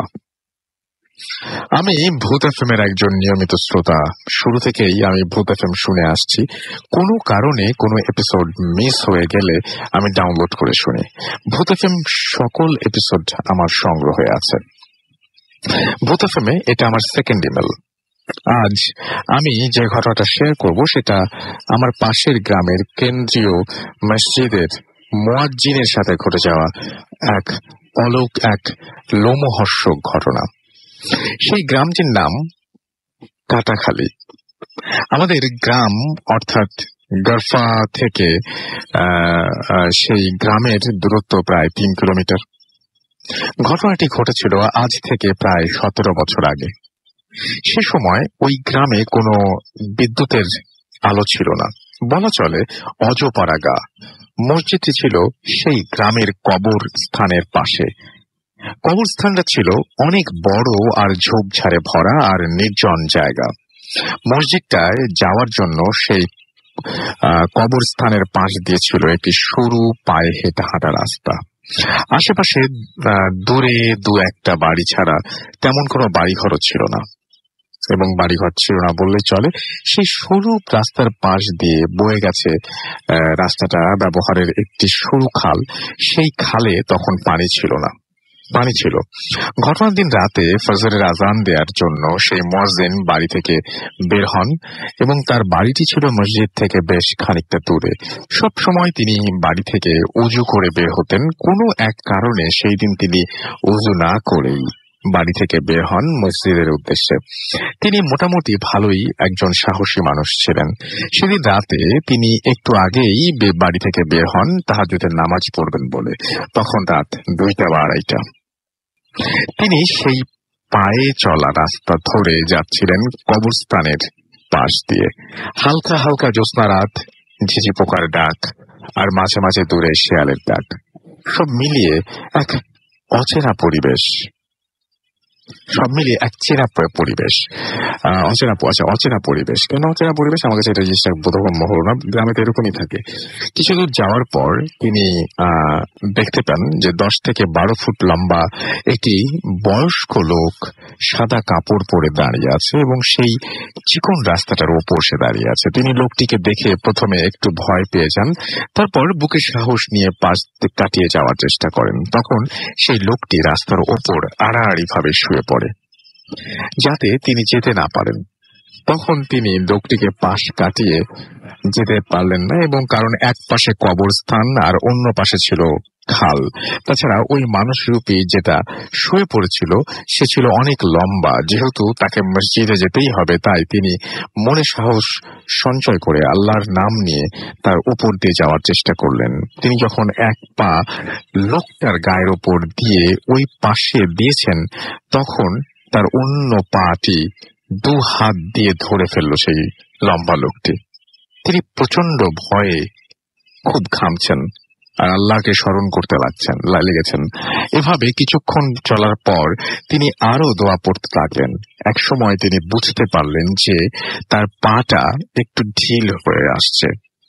তখন তিনি জোরে টান দিয়ে পাটা বের করে একটা দৌড় দিয়ে একটু সামনে চলে যান। পিছনে ফিরে তিনি দেখতে পান ওই লম্বা লোকটি বিশাল আকারের একটি মহিষে পরিণত হয়েছে, এবং সে পানিতে নেমেছে। তিনি সেটা দেখে এক মুহূর্ত দেরি না করে দৌড়ে মসজিদে চলে গেলেন। এরপর তিনি আর কোনোদিন গভীর রাতে বাড়ি থেকে বের হননি। এই ছিল ঘটনা। আমার কাছে আরো অনেক প্যারানরমাল স্টোরি আছে যে আপনাকে আমি সময় করে ইমেইল করব। এই ছিল ঘটনা। থ্যাংক ইউ ভেরি মাচ আপনার ঘটনার জন্য। আমরা পরবর্তী ঘটনায় যাব। আমাদের যে অতিথি সুদূর গৌরীপুর থেকে ঢাকা এসছেন এবং তার কাছে তার দ্বিতীয় ঘটনাটি আমরা শুনে আসবো। চলুন আমরা শুনি তার দ্বিতীয় ঘটনাটি। হেরুল ইসলাম, আমি ময়মনসিংহ থেকে আসছি। আমার নাম হেরুল ইসলাম। তো আমি সরাসরি দ্বিতীয় ঘটনায় চলে যাচ্ছি। ময়মনসিংহ থেকে আসছি, আমার নাম খায়রুল ইসলাম। জি জি বলেন, আপনার ঘটনা শুনি আমরা।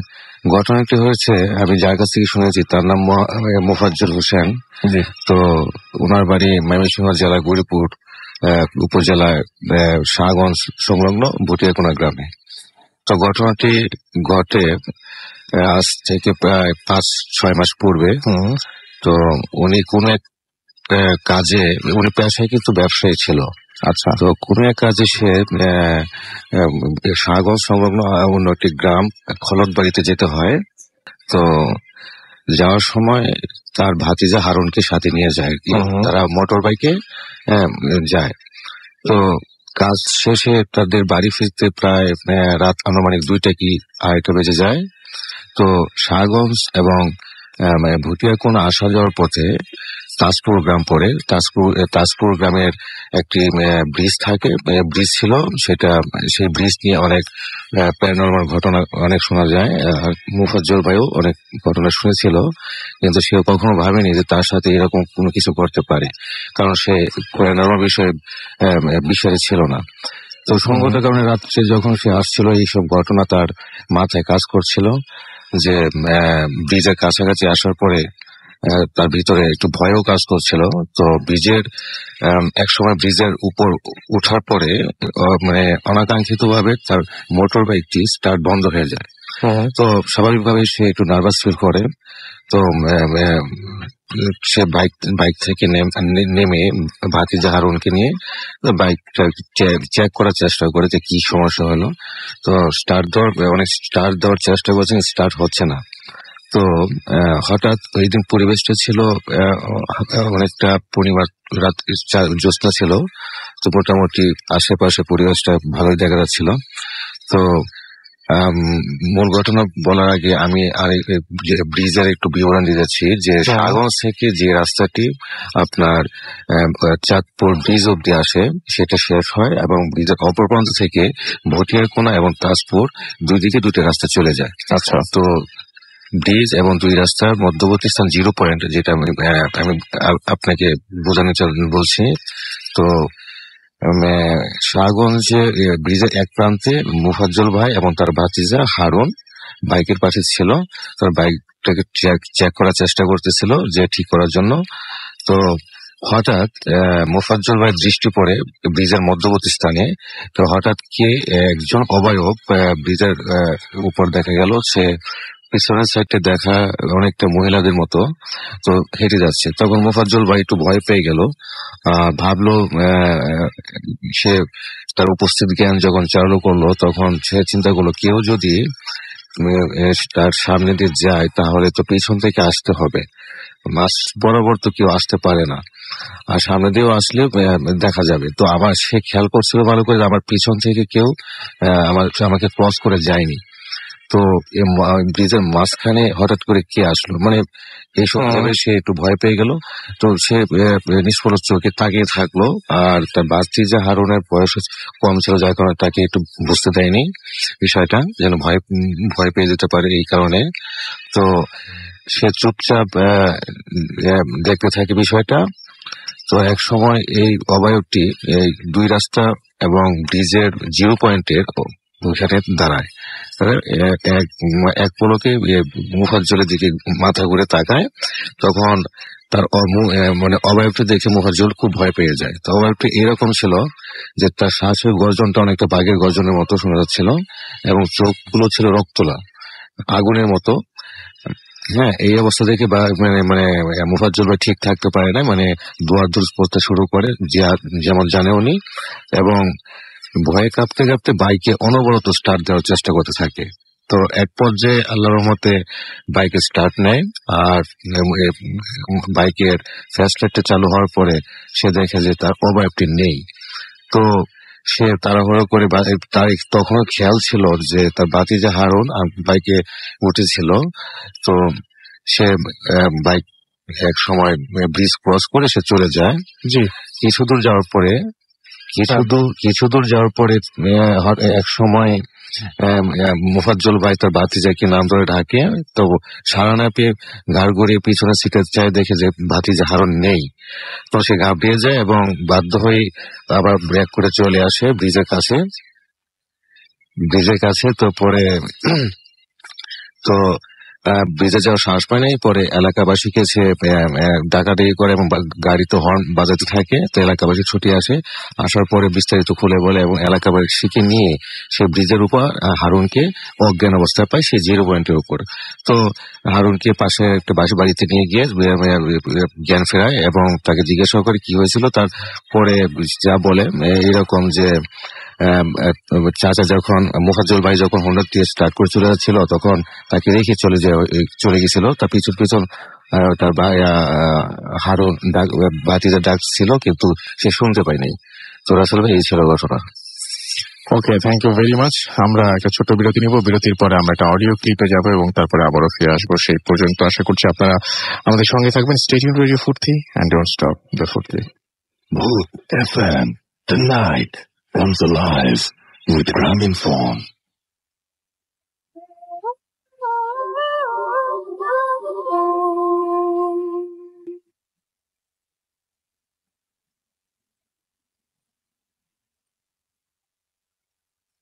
নমস্কার রাসেল ভাই, আমি সমজিৎ।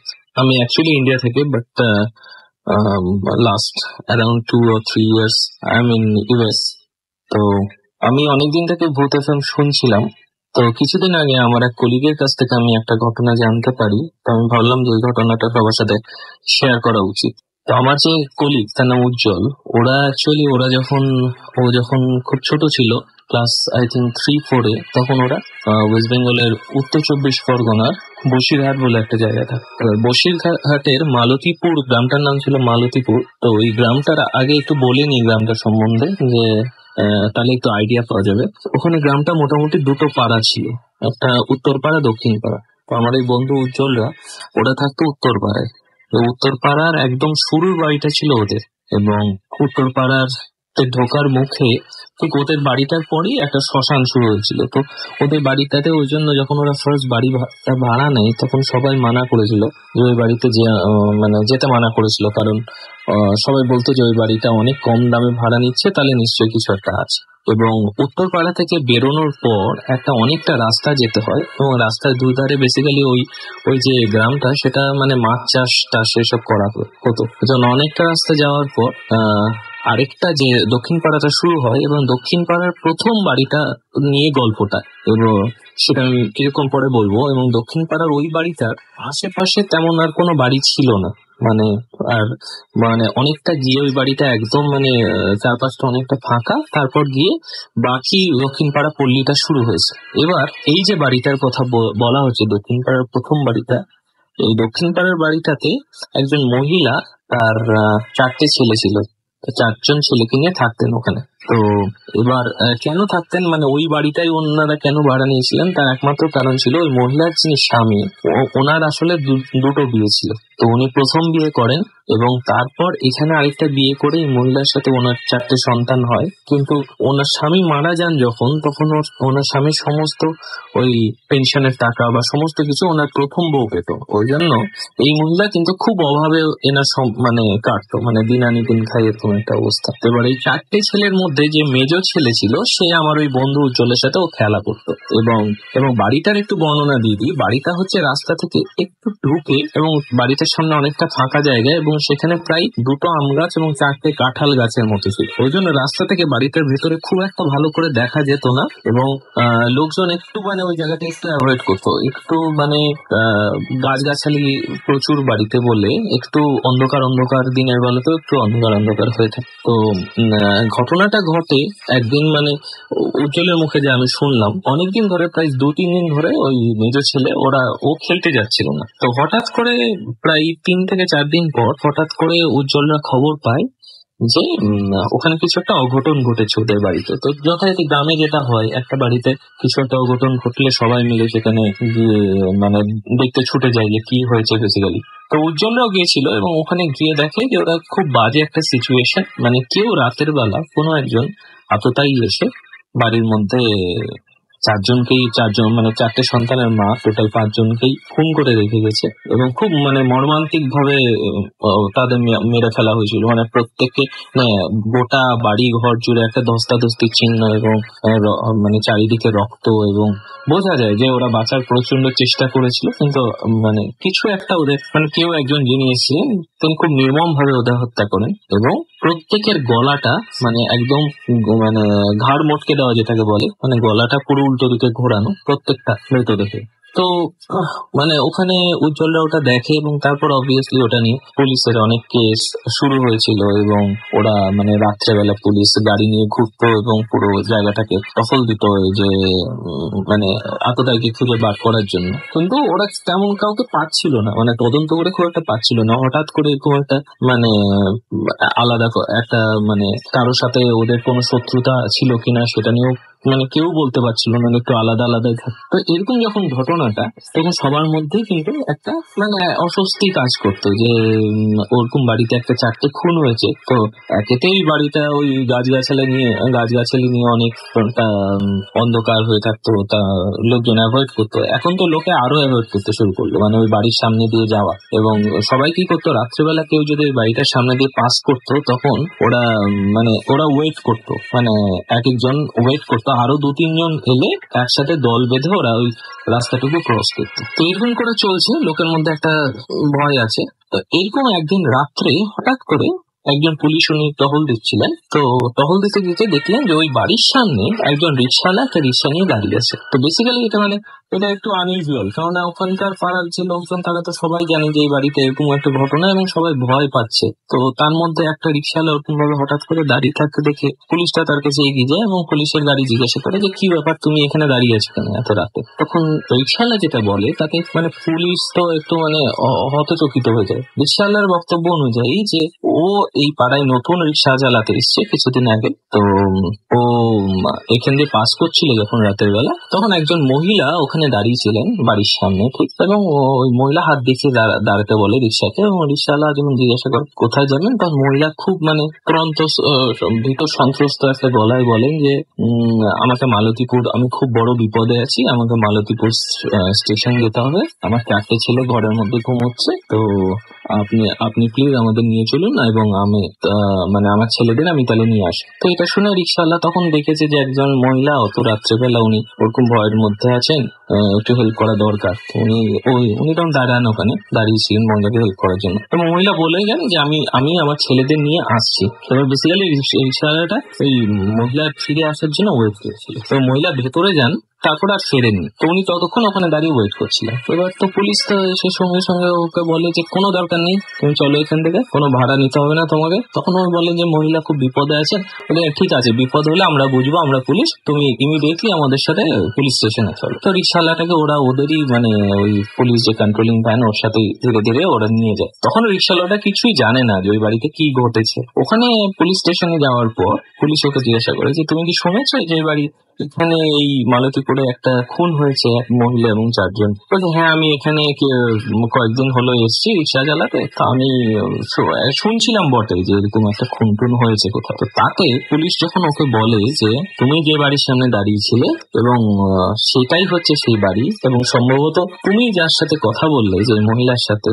বা বলেছো মনে করছো, তিনি সম্ভবত সেই মহিলা যিনি তার 4 সন্তানের সাথে খুন হয়েছে। এটা শুনে সেই রিক্সাওয়ালার একটা অদ্ভুত মানে স্ট্রেঞ্জ একটা রিয়াকশন হয় অবভিয়াসলি, এবং ভয়ে ও সঙ্গে সঙ্গে মানে ওই শকটা নিতে পারেনি এবং সে বমি করতে শুরু করে ওখানে। এবার রিক্সাওয়ালাটাকে সঙ্গে সঙ্গে ওখান থেকে হসপিটালে ভর্তি করা হয় এবং তারপর যথারীতি সে অনেক ভোগে এবং অনেক মানে তার শোনা যায়, মানে আমি মানে উজ্জ্বলের মুখে যা শোনা, এবং অনেকদিন ভোগার পর মানে সে ঠিক হয়নি, সে মারা যায় আলটিমেটলি। রিক্সাওয়ালাটা মারা যায় মানে ওই শকটাতে। এবার এখানে ঘটনাটা শেষ হয়ে গেলে পারতো, কিন্তু এরপর ছোটখাটো ঘটনা ঘটতে থাকে ওই বাড়ির চারিদিকে। তো একটা ঘটনা উজ্জ্বলের, মানে আমি যখন লাস্ট উজ্জ্বলের ফ্যামিলিতে মিট করেছিলাম তখন উজ্জ্বলের মায়ের কাছে শুনলাম, কাকিমা আমার কাছে। তো উনি বলছিলেন যে ওই তারপর থেকে সবাই মোটামুটি বাড়িতে অ্যাভয়েড করতে শুরু করে, মানে ওই জায়গাটার দিকে, মানে প্রয়োজন পড়লে তারা একটু ঘুরে যেত। এরকম করে দিন যাচ্ছে, দিন যায়, দু তিন মাস যাওয়ার পর যখন সবার মধ্যে ভয়টা একটু থিতিয়ে পড়েছে, এই সময় মানে সবাই আবার নর্মাল লাইফে যখন ফিরে গেল, সবাই যে যার মতো ওই জায়গাটা পাস করতো। আর ওই ভয়ের ব্যাপারটা তখন আর কারো মনে, সবাই একটু মানে ভুলে গেছে ভয়, এরকম একটা ঘটনা ঘটেছিল। তো একবার ওরকম ওই গ্রামে উজ্জ্বলরা তো যে পাড়ায় থাকতো, তো ওই মানে যে পাড়াতে এই বাড়িটায়, সেই পাড়াতে একটা গাজন বসে। মানে ওই গাজন হচ্ছে ওই গম্ভীরা বা গাজন এই টাইপের গানগুলো হচ্ছে, ওরা মানে বড় করে চাঁদোয়া টাঙিয়ে তার নিচে সব ধর্মীয় গান টানি সব হয়। তো ওখানে সবাই, গ্রামের সবাই ওখানে যায় এবং ওখানে বসে ধর্মের গান শোনে। অনেক রাত পর্যন্ত হয়, মোটামুটি মানে রাত 2-2-2:30 পর্যন্ত হয়, এবং সবাই তারপর নিজের বাড়ি ফিরে আসে যে যার।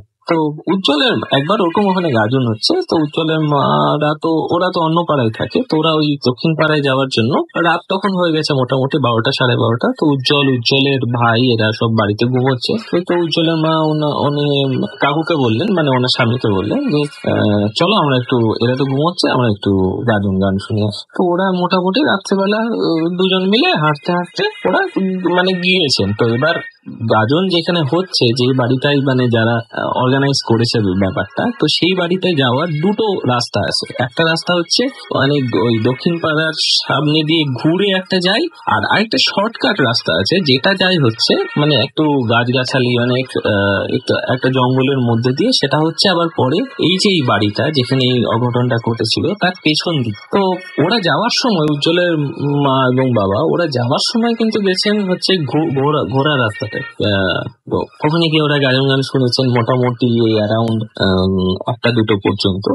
তারপর ওরা হঠাৎ খেয়াল হয়েছে যে বাচ্চা দুটো বাড়িতে ঘুমোচ্ছে, তো এবার ফেরা উচিত। তো উজ্জ্বলের মা, মানে বাবার মা, ওরা যখন ফিরছেন, তো ফেরার সময় হঠাৎ উজ্জ্বলের মা আবার প্রচন্ড সাহস, উনি বললেন যে কি দরকার আবার এতটা রাস্তা ঘুরে যাওয়া, তো চলো এই যে শর্টকাটটা, মানে যেটা ওই বাড়ির পেছন দিয়ে যায়, এই শর্টকাটটা দিয়ে চলে যায়। তো উজ্জ্বলের বাবা বললো ঠিক আছে চলো, এমন তো আর মানে এখন তো মানে অনেকদিন হয়ে গেছে, এখন আশা করা যায় ভয়ের কিছু নেই। তো আর সত্যি কথা বলতে ওদের অত মাথাতেও ছিল না যে এই বাড়িটার পাশ দিয়ে ওই রাস্তাটা যায়। তো ওরা যেতে যেতে তখন মানে ওই গ্রামের দিকে অত আলো টালো পৌঁছয়নি, আর এটা অনেক বছর আগেকার কথা, মানে প্রায় অ্যারাউন্ড মোটামুটি হয়তো 25 বছর আগেকার, 25-26 বছর। তো ওরা রাত্রেবেলা তো অত আলো টালো নেই, চাঁদের আলো আছে, সে গাছগাছালির ফাঁক দিয়ে সে রাস্তার উপর পড়েছে, এবং রাস্তার বিভিন্ন জায়গায় মানে খন্ড খন্ড ভাবে আলোকিত হয়ে আছে চাঁদের আলোতে, মানে কোনো ইলেকট্রিসিটি নেই।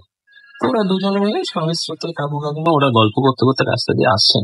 হঠাৎ করে ওই বাড়িটা যেখানে ঘটনাটা ঘটেছিল এবং তার পেছন দিকে হঠাৎ করে ওরা দেখলেন যে রাস্তার ঠিক মাঝখানে একজন কেউ বসে আছে, মানে বোঝা যাচ্ছে যে গায়ে সাদা রঙের একটা কাপড় জড়ানো, এবং চুপচাপ ওই দিকে মানে পেছন ঘুরে বসে আছেন। ওরা দেখতে পাচ্ছে না কিন্তু মুখটা, পেছন ঘুরে বসে আছেন এবং কিছু একটা করছে বসে।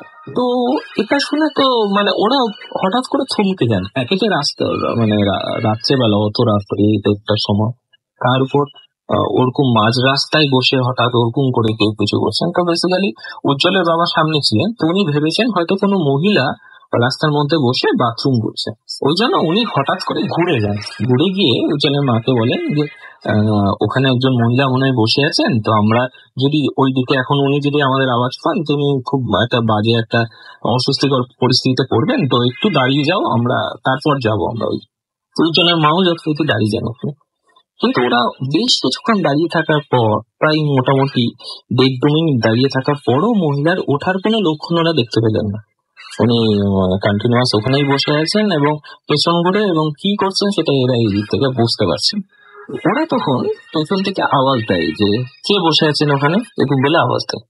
এবার যেই আওয়াজ দিয়েছেন অমনি ওই যে মূর্তিটা, সে ওরকম বসে বসে পেছন ঘুরে ওদের দিকে তাকিয়েছে, এবং যেই তাকিয়েছে ওটা দেখে ওদের গোটা গায়ে শিহরণ খেলে গেছে। কারণ কি, মানে যেই ঘুরেছে অমনি দেখছে, মানে বলছে, মানে উজ্জ্বলের মার মুখে যা শুনলাম, বলছে দুটো মুখের মধ্যে সবচেয়ে বড় হচ্ছে দুটো চোখ, এবং চোখ দুটো এত বড় এবং জল জলে, বেসিক্যালি আমরা শুধু চোখটার দিকে তাকিয়ে আমাদের পুরো পা থেকে মাথা, মানে মাথা থেকে পায়ের নখ পর্যন্ত সমস্ত গোটা শরীরের রোম খাড়া হয়ে গেছে, এবং তিনি একদৃষ্টে মানে একদম ওই জ্বলন্ত চোখ নিয়ে পুরো আমাদের দিকে জাস্ট তাকিয়ে আছেন, আর কিচ্ছু করছেন না, শুধু চুপচাপ বসে ঘুরে আমাদের দিকে তাকিয়ে আছে। এবং ওটা দেখলেই তো ওরা সঙ্গে সঙ্গে পেছন ঘুরে দুজনে মিলে দৌড়, এবং দৌড়াতে দৌড়াতে তারপর ঘুরে মানে ফেরত পথে অন্য যে রাস্তাটা ওইটা দিয়ে হাঁপাতে হাঁপাতে রাম নাম করতে করতে দৌড়াতে দৌড়াতে ওরা যখন বাড়িতে গিয়ে নিজের বাড়িতে গিয়ে দরজা মানে ওরা এক বাড়িতে ভাড়া থাকতো উজ্জ্বলরা, তো ওই বাড়িতে গিয়ে যে বাড়ির মালিক তার দরজায় নক করতে শুরু করে, এবং উনি অত রাত্রে অবভিয়াসলি উনি দরজা খুলেছেন, দিয়ে বলেছেন কি হয়েছে তোমরা এরকম হাঁপাচ্ছ কেন? তো ওরা বলেছে যে এরকম আমরা ওই রাস্তাটা দিয়ে আসছিলাম, তো রাস্তায় এরকম দেখলাম যে একজন কেউ বসে আছে, এবং সে ঘোরার পর তার চোখ দুটো এত বড় এবং এত মানে ভয়ঙ্কর ভাবে একটা অদ্ভুত একটা মূর্তি। তো সেটা দেখে আমরা আর মেয়েদের ভয় আমরা আর অন্য রাস্তা দিয়ে দৌড়ে এসেছি। তো এটা শুনে এবার ওই বাড়িতে দুটো ভদ্রলোক থাকতেন ভাড়া, আরেকটা ভাড়া উজ্জ্বলদের ফ্যামিলি ভাড়া থাকতো, আর আরেকটা ফ্যামিলি ভাড়া থাকতো, দুজন ব্যাচেলার ভদ্রলোক, দুজনে ইন্ডিয়ান অয়েলে চাকরি করতেন। ওরা তখন বললো, ওরা এবার একটু সাহসী, যেহেতু ওরা ব্যাচেলার, তখন একটু বয়স কম, ওরা তখন সাহসী, ওরা বলবো কই দেখি ভূত দেখবো, আমরা ভূত দেখবো বলে ওরা বেরিয়ে আসে, বলে যে কোথায় হয়েছে, বলছে এরকম ওই যে ওই বাড়িতে এই ব্যাপারটা হয়েছিল, তার ঠিক পাশের যে রাস্তাটা সেখানে ওরকম আছে। তো ওরা বলে না আমরা এখনই যাচ্ছি, আমরাও দেখতে যাবো, দেখি কি। ওরাও যান, এবং ঠিক এক্স্যাক্টলি মোটামুটি 8 ঘন্টা 40 মিনিটের পর ওরাও দৌড়াতে দৌড়াতে ফিরে আসে, এবং ওদের জিজ্ঞাসা করা হয় কি দেখলে, এবং ওরাও সেম জিনিসটা বলে যে ওখানে কেউ একটা ওরকম ভাবে বসেছিল। ওরা গিয়ে যখন ডাকে যে কে আছে ওখানে বসে, ঠিক এক্স্যাক্টলি ওরকম হিংস্র ভাবে ওই যিনি বসেছিলেন উনি ঘুরে থাকান, এবং তার চোখ দুটো এত বড় এবং ভয়ঙ্কর ভাবে জ্বলছে। তো ওটা দেখে ওরা তো একটু সাবধান হয়ে ছিলই, এবং তারপর ওটা দেখার পর ওরা ওরা আর 1 সেকেন্ড ওখানে দাঁড়ায়নি। তারপর এই ধরনের ঘটনাগুলো ছোটখাটো ঘটতো, তবে এই ঘটনাটা আমার খুব ইন্টারেস্টিং লেগেছিল, তাই আমি ভাবলাম যে হয়তো ভূত এফএম এর সমস্ত লিসনারদের সাথে যদি শেয়ার করতে পারি তাহলে খুব ভালো লাগবে আমার। ভূত এফএম খুব ভালো লাগে শুনতে, এটা আরো 100 বছর চলুক, আমি এই প্রার্থনাই করি। আপনারা সবাই ভালো থাকবেন, থ্যাংক ইউ।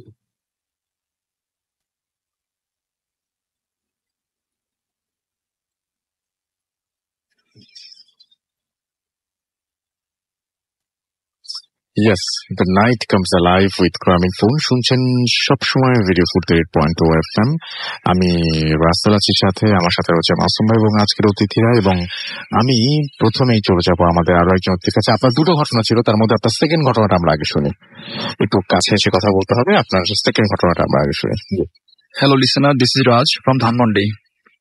তো আজকে আমি আমার লাইফের যে ঘটনাটা আপনাদের সাথে শেয়ার করবো, এটা অনেক বছর আগে, আজ থেকে প্রায় 5-6 বছর আগে। তখন আমার হোম ডিস্ট্রিক্ট হচ্ছে নোয়াখালী, চাটকিল থানা। তো নর্মালি আমি ওখানে করি, আমার হোম ডিস্ট্রিক্টে। তো 5-6 বছর আগে তখন আমার আঙ্কেল, উনি বাইরে থেকে বাংলাদেশে আসছে, তো ফ্যামিলির সাথে ঈদ করার জন্য উনি আমার হোম ডিস্ট্রিক্টে যায়, হোম টাউনে। তো আমি উনি যাওয়ার কয়েকদিন পরে আমি যাই আর কি। তো যাওয়ার উনি যখন ওখানে ঈদ করার জন্য যায়, তো ফ্যামিলির সাথে উনি যায় একসাথে। তো আমাকে ফোন করে আর কি যাওয়ার জন্য, যে কখন যাব। তো আমি ঠিক রমজানের ঈদের 1 সপ্তাহ আগে আমি যাই আমার হোম ডিস্ট্রিক্টে। তো ফাইন, আমি নর্মালি ইয়ার সময় এটাকে কি বলে রোজার সময় একসাথে সেরি খেয়ে তখন আমি একবারে ঘুমাই নামাজ পড়ে।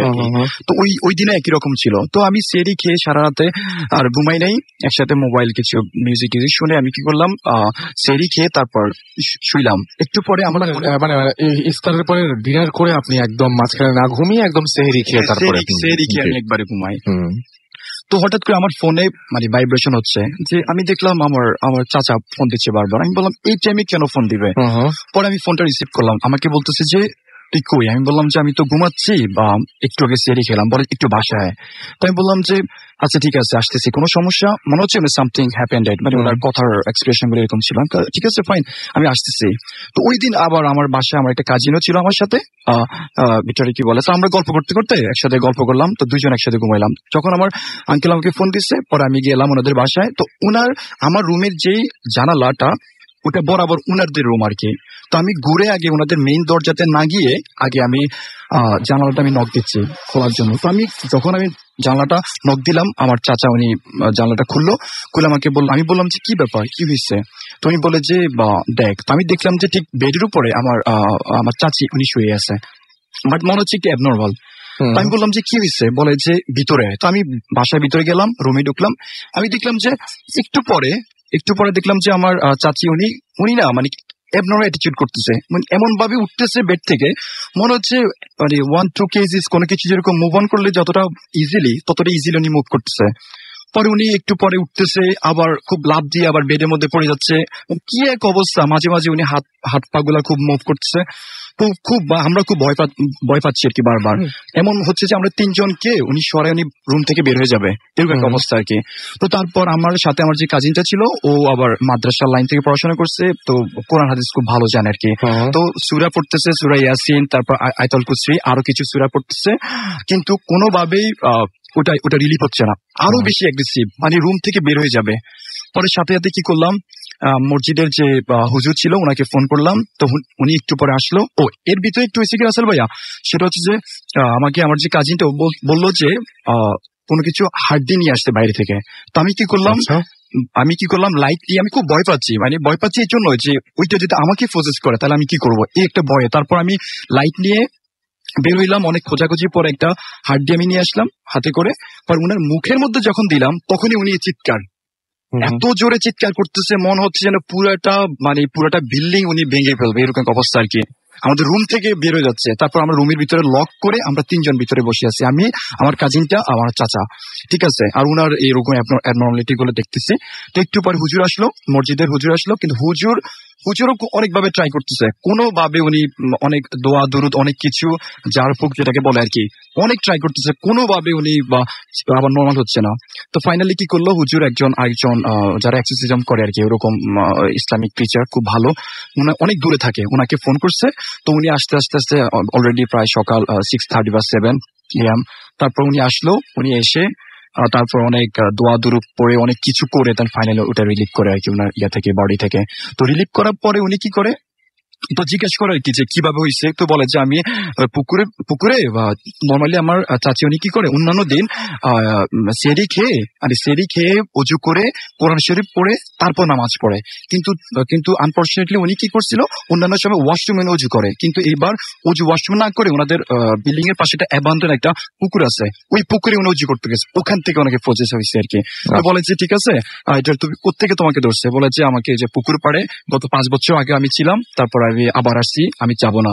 তারপর অনেক কষ্টে অনেক জারপোক করে তো ফাইনালি অনেকে থেকে রিলিভ করানো হয়। তারপরে রিলিভ করার পরে যখন ওনার সেন্স আসে নর্মালি আর কি, তখন অলরেডি সকাল 8টা বাজতেছে, কিন্তু সেন্স আসা পরে বলতেছে কি ব্যাপার, আমি তো এখন করবো, আমি তো এখন কোরআন শরীফ পড়বো, নামাজ পড়বো, সবাই লোকজন এখানে কি করে, কিন্তু অলরেডি তখন কিন্তু 8টা বাজতেছে। এর ভিতর যে এত কিছু হয়ে গেছে রাসেল ভাইয়া, উনি কিন্তু বলতে পারবে না।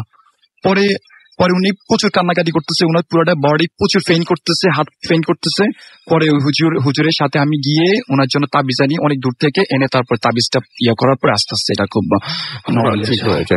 Thank you so much. আমরা পরবর্তী ঘটনায় যাব, তবে তার আগে একটা ছোট্ট বিরতি নিব এবং বিরতির পরে আবারও ফিরে আসবো। সেই পর্যন্ত আমাদের সঙ্গে থাকুন।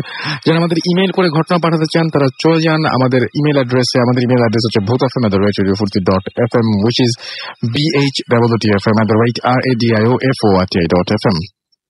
আর যারা আমাদের ফেসবুক পেজ ভিজিট করতে চান তারা চলে যান www.facebook.com/radio.furti and www.facebook.com/bhutfm.russell, এই দুটো পেজে। এবং এখানে যে আপনারা লাইক দিন, কমেন্ট করুন, শেয়ার করুন আমাদের পোস্ট, জানান কোন ঘটনা ভালো লাগছে, কোন ঘটনা ভালো লাগছে না, এভরিথিং। এবং সারা সপ্তাহ জুড়ে আমরা খুব কেয়ারফুলি আপনাদের এই জিনিসগুলো দেখবো এবং চেক করব। আপাতত চলে যাচ্ছে আবারও একটা ছোট্ট বিরতিতে, সেই পর্যন্ত আমাদের সঙ্গে থাকুন। স্টে টিউনড ফর রেডিও ফুর্তি and don't stop the ফুর্তি। Bhoot FM, the night comes alive.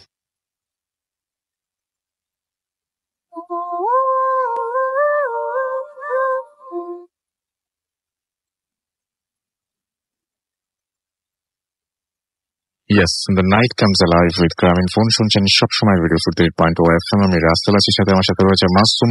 এবং আজকের অতিথিরা আপনাদের সবাইকে আরো একবার স্বাগত জানাচ্ছি। চলে যাব আমাদের শেষ অতিথির ঘটনায়। আপনার নামটা প্লিজ একটু বলবেন, তারপর আপনার ঘটনায় যাব। আসসালামু আলাইকুম লিসেনার্স, আমি সাদি এলাহি এসটি মিরপুর থেকে বা ঢাকা কলেজে পড়ছি। জি। যে ঘটনা চলে যাচ্ছি, ঘটনাটি হচ্ছে 2006 সালের একটি ঘটনা, যেটা আমার সেজ চাচুর সাথে ঘটে গিয়েছিল। ওই সময় উনি আসলে ব্যবসা শুরু করেছিল এক সময়, তখন ব্যবসায় একটু ভালো লাভ মানে আশা মানে কি বলে সে আর কি পাচ্ছিল। তো তার আর কি ব্যবসার কাজের প্রয়োজনে একটা গাড়ি কেন দরকার হয়ে যায়, প্রাইভেট কার, ঢাকার বাইরে আসা যাওয়া করার জন্য। তো সে ওই সময় কম দামে একটা ভালো গাড়ি খুঁজছিলেন। তো এক সময় মানে খোঁজ করতে করতে সে একটা গাড়ি পেয়ে যায়। তো হয় কি, সে কম দামে গাড়িটা পায়, তো সে একজন ড্রাইভারও রাখে। যাই হোক, আসা যাওয়া করার জন্য সে ব্যবসায় কাজের জন্য সে ওই গাড়িটি ইউজ করতো। তো একদিন হলো কি, রাত্রেবেলা সে আসছিল বাসায়, আসার জন্য সে গাড়িতে উঠে। তো উঠে সে গাড়ি ঠিক পিছনে ডান পাশে বসে। ডান পাশে বসে যখন সে বসে, তখন সে রাস্তার লাইটের আলোতে দেখলো যে তার গাড়ির ঠিক সিটের ঠিক বাম পাশে একটি ভাঙা পুতুল পড়ে আছে। তো পুতুলটা দেখে উনি হঠাৎ করে আচমকা একটু হয়ে যায় যে আসলে এটা কোথা থেকে আসলো। তো কিছু মনে না করে উনি এটা ফেলে দিল আর কি, পুতুলটা বাইরে। তারপরের দিন, ওই দিন উনি রাত্রেবেলা বাসায় চলে গেল।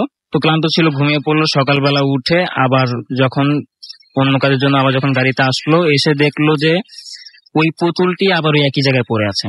তো ব্যাপারটা উনি মনে মনে একটু রাগ হইলো, আবার একটু ভয় পেলো। তো সে ড্রাইভারকে একটু রাগারি করলো যে জিনিসটা এখানে আবার কিভাবে আসলো। তখন সে পুতুলটা আবার ফেলে দিল। তো ওই দিন রাত্রেবেলা উনি বাসায় চলে আসলো। বাসায় এসে যেটা হলো, ক্লান্ত ছিল, ঘুমিয়ে পড়লো। তো ঘুমিয়ে উনি একটা স্বপ্নে দেখলো যে একটা মেয়ে, ছোট বাচ্চা, এই 7-8 বছর বয়সী হবে। মেয়েটার খুব উস্কো খুস্কো ছিল চুলগুলো, তারপরে একটু নোংরা টাইপের ছিল মেয়েটা। তো মেয়েটার চোখটাও খুব লাল ছিল। তো মেয়েটা খুব রাগ হয়ে ওই হাতে সেই ভাঙা পুতুলটি নিয়ে আমার চাচুকে জিজ্ঞেস করছিল, তুমি জিনিসটা কেন ফেলে দিলে? তো চাচু জিনিসটা দেখে খুব ভয় পেয়ে যায়, এবং সে তারপর দিনে আমার দাদুকে জানায়, এবং দাদু বলে যে তুমি ব্যবসা বাণিজ্য করছো, এই জন্য অনেক টেনশনে থাকো, ব্যাপার না, সমস্যা নাই, ঠিক হয়ে যাবে। হয় কি, এই স্বপ্নটা দাদু রেগুলার দেখা শুরু করে। প্রায় 3-4 মাস যাবত কয়েকদিন পর পরে দাদু আমার চাচু এই স্বপ্নটা দেখা শুরু করে। তো একটা সময় হয় কি, এই স্বপ্ন একদিকে হচ্ছে আর অন্যদিকে আমার চাচুর ব্যবসাটা খুব খারাপ ভাবে শেষ হয়ে যাচ্ছে আর কি। তো অলরেডি 7 মাসের মধ্যে ব্যবসা একবারে খারাপ হয়ে যায়, এবং একটা পর্যায়ে তার এই গাড়িটাও সেল করে দেওয়ার মতো একটা এসে পড়ে। তো গাড়িটা তার খুব কম দামে সেল করে দিতে হয়।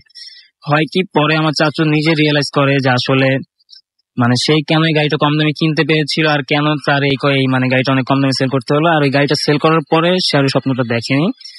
এই ছিল ঘটনা। আর ভাইয়া একটু কথা ছিল আমার ছোট। আচ্ছা, আমরা সেটা পরে শুনবো, আপনার পরবর্তী ঘটনা। আমরা আপাতত আজকে 1:50 বেজে গেছে, আমাদের হাতে আর সময় নেই। থ্যাংক ইউ ভেরি মাচ আমাদের সঙ্গে থাকার জন্য। অ্যান্ড আশা করছি যারা এতক্ষণ পর্যন্ত